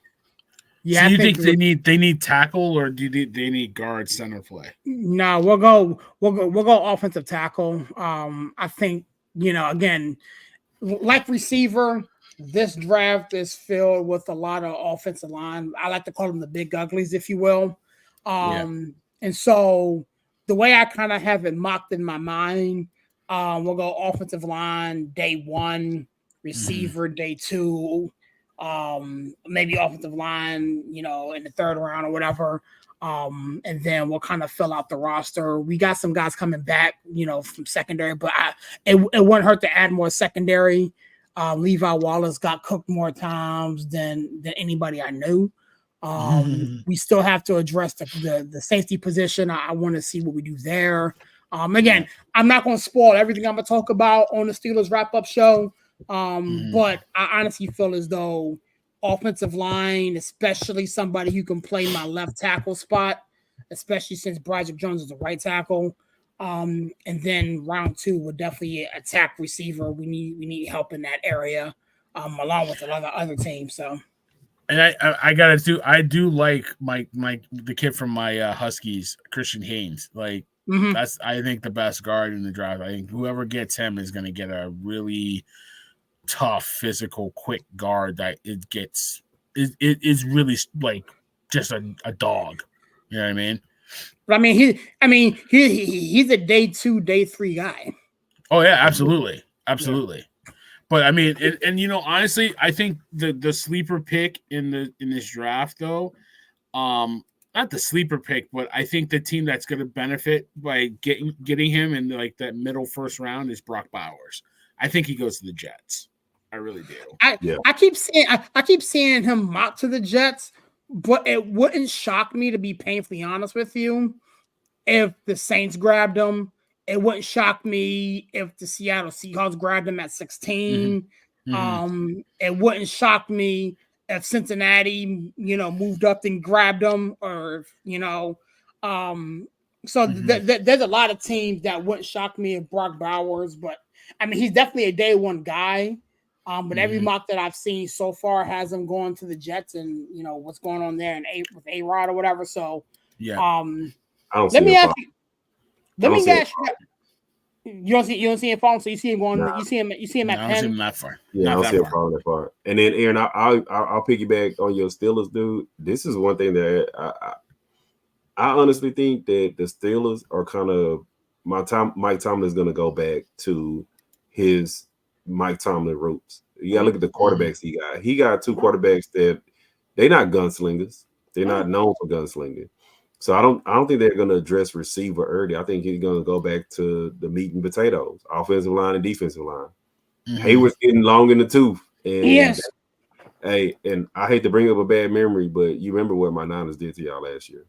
We're not talking about that right now. Hey, you gotta stop the run, and you gotta be able to run the ball. And here's the funny thing: fresh out of church, man. I turn on the TV and Brandon Ayuk is dogging these guys. Like, come on now, man.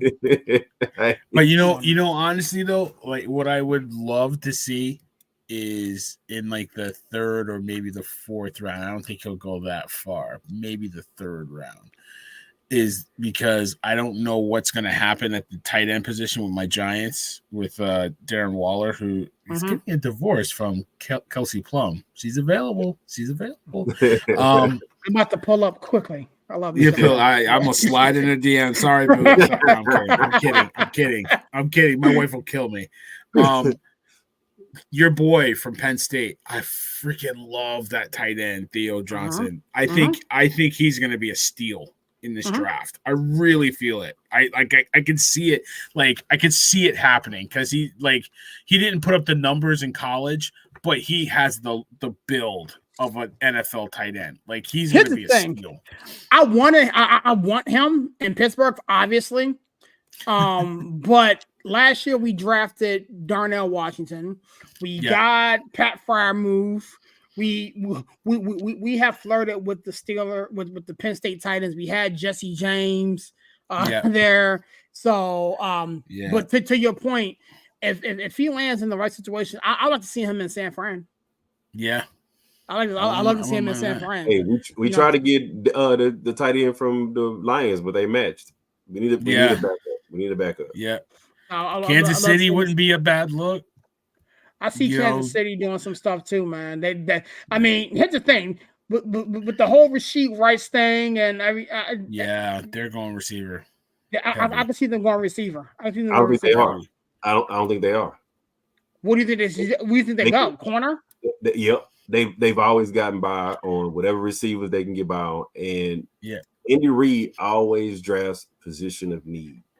They just traded their cornerback. I think they're gonna go corner, or they lost what's his name, Donovan Smith, the tight end, the tackle, or they're gonna go tackle. He's always drafted position of need, unless it's been where he has luxury picks, where his team is full and he has a bunch of backfillers that he's just filling in. But I think they're gonna go corner or tackle. I mean, as long as you But got see, 15 in my back gut, like, I'm sorry, serious, like, because of the Rashid Rice issue, they got Hollywood Brown, so I would think they would have gone corner. I forgot about Hollywood doing there. And Watson. And Watson was coming on a bit. Yeah, they put a lot of draft into wide receiver. If Rashid Rice wasn't in trouble, I think they would go corner, but now I think they have to go receiver. And I have to say, like, I think the Bills definitely go receiver in round one. Definitely. It's just who they're gonna pick up.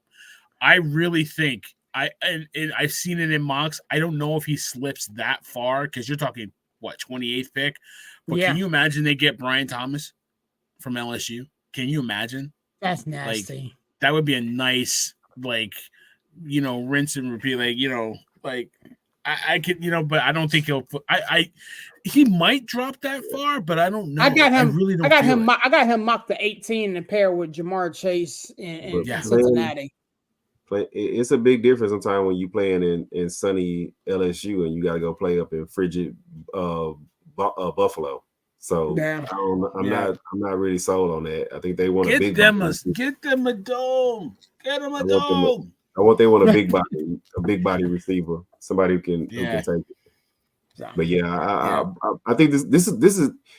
I'll be honest with you guys. Like, this is one of the most deepest drafts for like pretty much key positions that I've seen in a long time. Yeah, it's not so much defensively.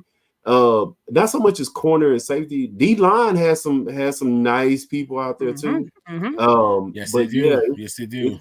It's been a while since we've had a draft where we're literally talking about like second round and third round, like real true starters, day one starters. Yeah. Because Dallas Turner is he's gonna turn some heads from Alabama, right? Like, as an edge rusher, you're talking about the kid from LSU, Latu. Like, he is no slouch. Like, that kid has got a motor. He's gonna make a defense good day one. You got our kid, right? Larry Verse from Florida State. Yeah. Your kid Robinson from Penn State. Like, there's some good edge rushers in this draft that a lot of teams are probably gonna take a risk on. Linebackers a little weak, so Chop. Chop. Yeah, that's Robinson. Chop Robinson, right? So, linebackers a little weak. I was having this conversation with my brother because he's a Cowboy fan, so it's the only time we can agree is during the draft. The Cowboys have a need. I was like, I think they'll go running back and then linebacker. But the running back position is no slouch in this draft either. Like, you got some Jonathan Brooks can play. Trey Benson can play. Corum Lloyd from USC. Jalen Wright is moved up. Jalen Wright's moved up a lot of people's drafts, right? So yes. Yeah, so I think the Cowboys need a running back because they lost Pollard. I don't know if you do it in the first round, but I wouldn't be surprised. I see them going offensive line there. And that's what we were saying. He thinks they're pretty set at line that they can take the shot and go for a running back.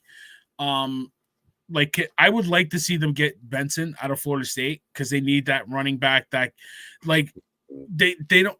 Pollard wasn't the fit. Like, he's not an every down grind out 3-4 yards a carry. They need that kind of running back, and I think Benson has the body for it. I mean, I would let Brooks is probably better, but they need like a running back that can get those yards. I don't want to see none of my Florida State teammates end up on the Cowboys. Nobody. Has it ever happened? Other than Dion? Has it ever? I don't think so. Right? And that was a bad move on Dion's part. But you know what, guys? Y'all know me. I'm an out of the box thinker. I think the Cowboys are going to trade out of the first round. Stop it now. I think they are. I think they are. Cap. That's what I'm, and that's where I'm going at with this. There is no There is no way you were this inactive in free agency and You then can't trade do out it. of the first round because pick. I because no. you know what? Because if you factor in that first round slot, Dallas is when I mentioned a couple of shows ago, Dak is holding them hostage. Dak is literally holding them hostage to where they're in a position where they can't even pay first round money. No matter what position it is, they can't pay first round money. They need second and third round money at this point because Dak's not budgeting off of his 60 million.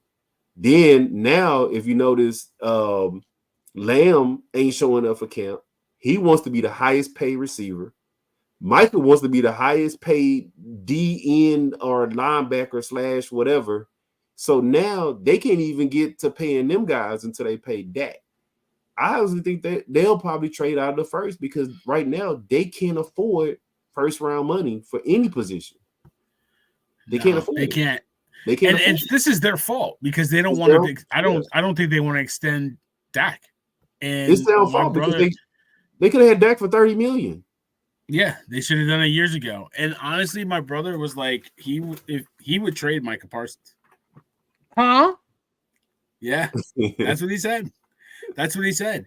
And I had the same reaction as you, Sirius. But then when he started talking about it, like, does he make them better? Does Michael Parsons make them better? I think he does. Slightly. But does he really though? But let me did he do anything to win them games? Does he do anything to win them games? I mean, like let's be honest. Like Micah Parsons is a great player. I'm not putting shade on him, but like I've seen JJ Watt win games. Like, you know what I mean? Like I've seen TJ Watt win games. Mm-hmm. Has Micah Parsons done that? I mean, he's in. Does he do that? A couple, huh? He's one of them. A couple, but I mean, but pressuring the quarterback, fumbles and stuff like. But like, did you see how easily he was taken out of the game in Green Bay? Because he's been exposed. My Niners exposed him. Exactly. They exposed him. So good teams. You can't. Serious. How much better are the Steelers when Watt is on the field? Oh man, the winning percentage is out through the roof, man. Like Micah Parsons gets empty calorie sacks. Like they're up 14, 15 points. You know you got to throw the ball. He pins his ear back. He gets the sacks. Like I've never seen him like in a close tie game really wreck a game like a Lawrence Taylor used to. And I'm not throwing shade on the guy. Like he's a phenomenal player. Like if he was on the Giants, I would not be mad. But like. But to trade him, though? You got to pay him. You got to pay CeeDee Lamb wants his bag. You're going to have to pay almost $60 million to keep your quarterback. Can you find another defensive player? You're paying Diggs. Who's more impactful, Diggs or Parsons? Parsons. Is he? How many times has Diggs gotten cooked? Because he doesn't play his position, he wants to bite on everything. Give me a linebacker that can. Diggs was picking off everything. Diggs was picking off everything because teams were throwing right at him. Yeah, but then I can tell you right now, you pay all those guys. This past year, he got cooked more times than he picked it off. You're talking about 2 years ago when he got all those picks. This past year, Diggs got cooked before he got hurt. Yeah. But I think that they're gonna probably trade out because they can't afford to pay first round money for any position at this point until they solve the Dak situation, solve the Lamb situation, solve the Parsons situation, and then DeMarcus Lawrence, he gonna come peeking his head up and be like, you know what, I need to get paid too. I feel like they edge rushers gotta pay the kicker. Yeah, edge rushers always do that. When one edge rusher gets paid, you know what happens to all the other ones? That head start coming up. Where my money at?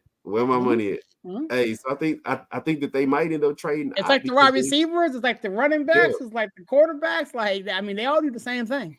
And then what do you do at that point? And then, like I said, Dallas is gonna have to make some hard choices of who stays and who goes and who gets paid and who don't get paid.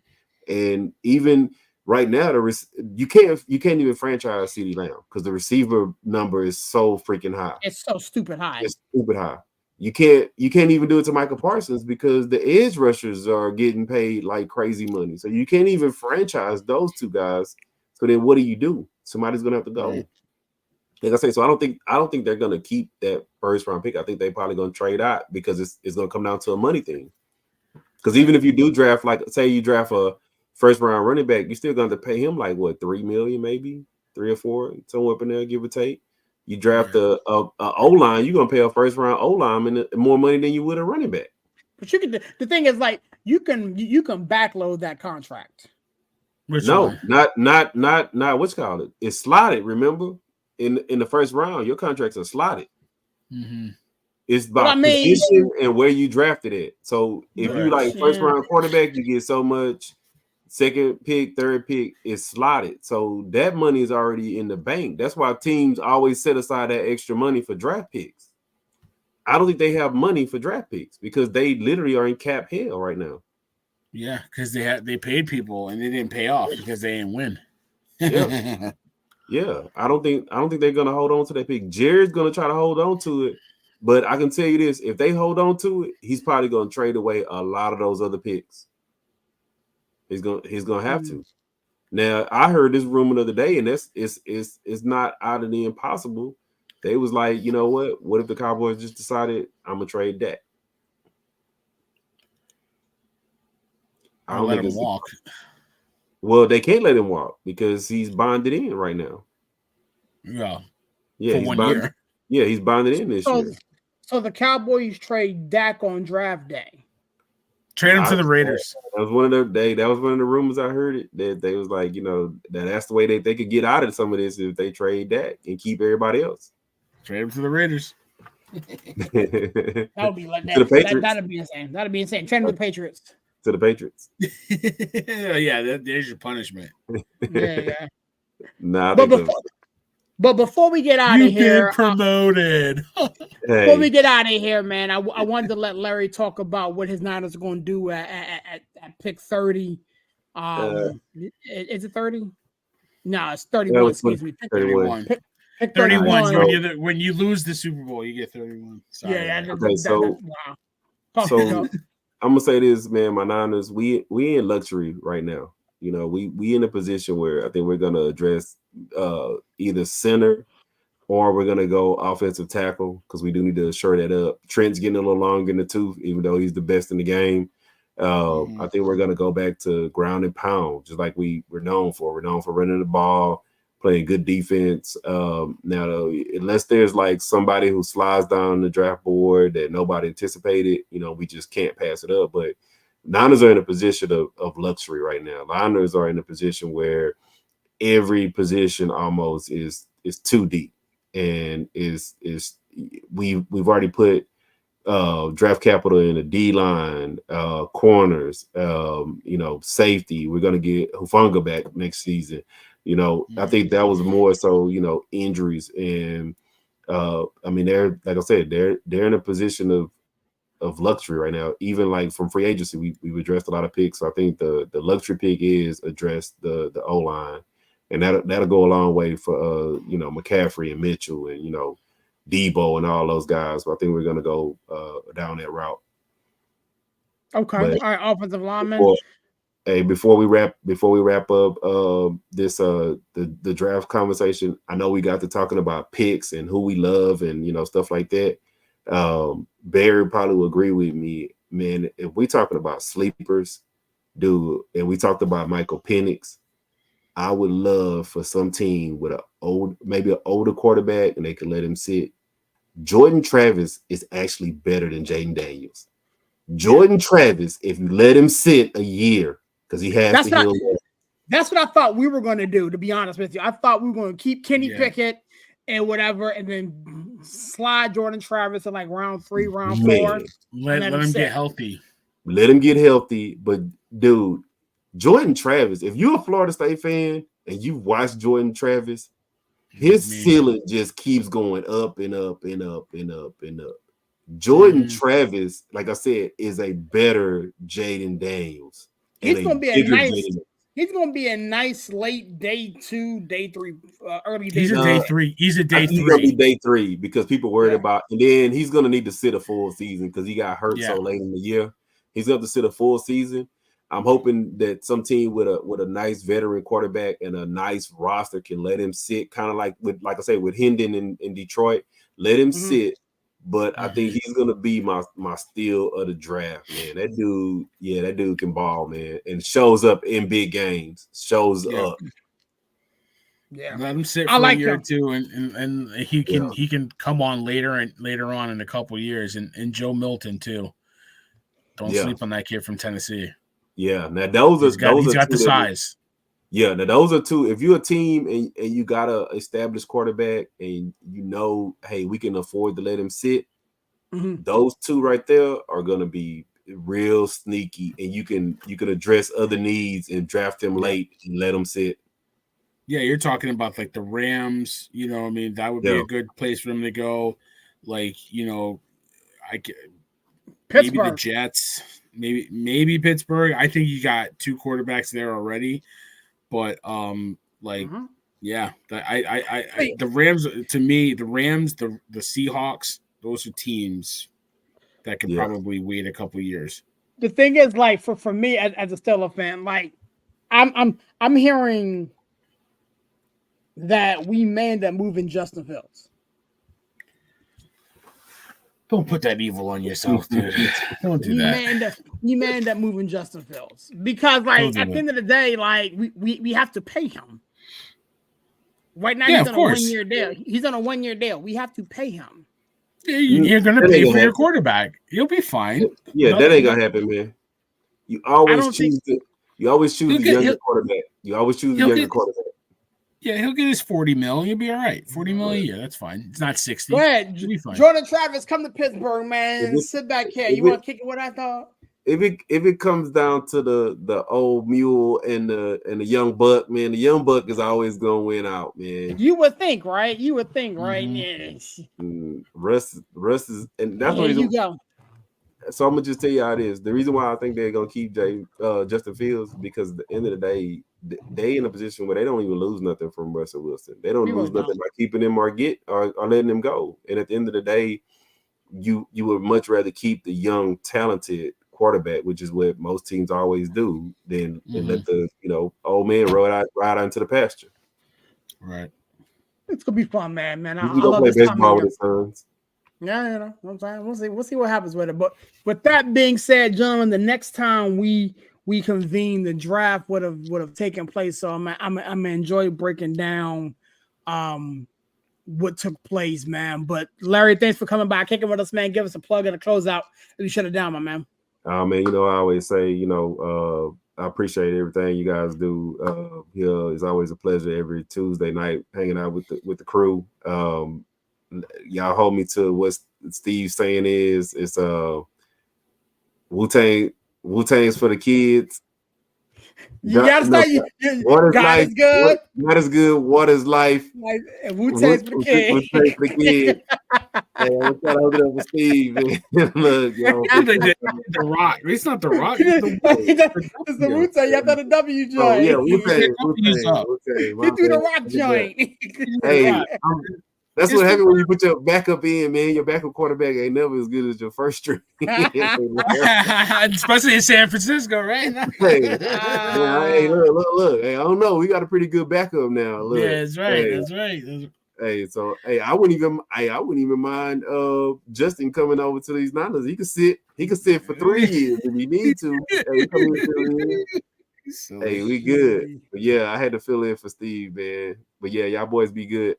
Yes, sir. I'll let you later, man. Shout out to Steve, man. Get back in the building when you can. Barry, you know what to do, man. Give us a plug and close up and shut it down, my dope. Yeah, man. Listen, great doing the show. Shout out to everybody. Shout out to my babies, all my babies. Evie, she might be watching. So if you're watching now, you better be asleep. If you're watching tomorrow, I love you. Listen, hug your family. You never know. Tomorrow's not promised, man. hug on your family. Love your loved ones. And always a pleasure, serious man. Always a pleasure doing the show with you. You keep me up late, but I love you anyway, brother. All right, my dude. I'll holler at you. Thank you so much, Venom, for coming by, kicking it with us, man. It's your boy Sirius repping that 412 and the 703, man. Such a privilege and a pleasure doing this, man. Shout out to everybody who's been rocking with us, man. Venom for coming through. Larry, man, for holding it down. Chandler had to dip out a little early. Shout out to him. Shout out to everybody who's been, again, rocking with us, man. We got some big things on the horizon, man. I cannot wait to let the world in on what we've been doing, man. There's some stuff working on behind the scenes, man. So I'm excited about that. Shout out to my fellas and my friends over at Nonsense of Deep Thoughts, my man Jared for helping me with all this. Shout out to my homie Corey, Aaron, and those guys, man. Again, looking forward to partnering with you guys, man. Again, I got some big stuff on the horizon. Draft day is a couple days away. Got some guests coming on. Breaking down some NFL action, man. I got a couple NFL former NFL players coming on, man. So it's gonna be fun, man. I'm looking forward to that. With that being said, man, God is good. It's a pleasure doing this with you guys, man. Catch you guys on the next one. Peace.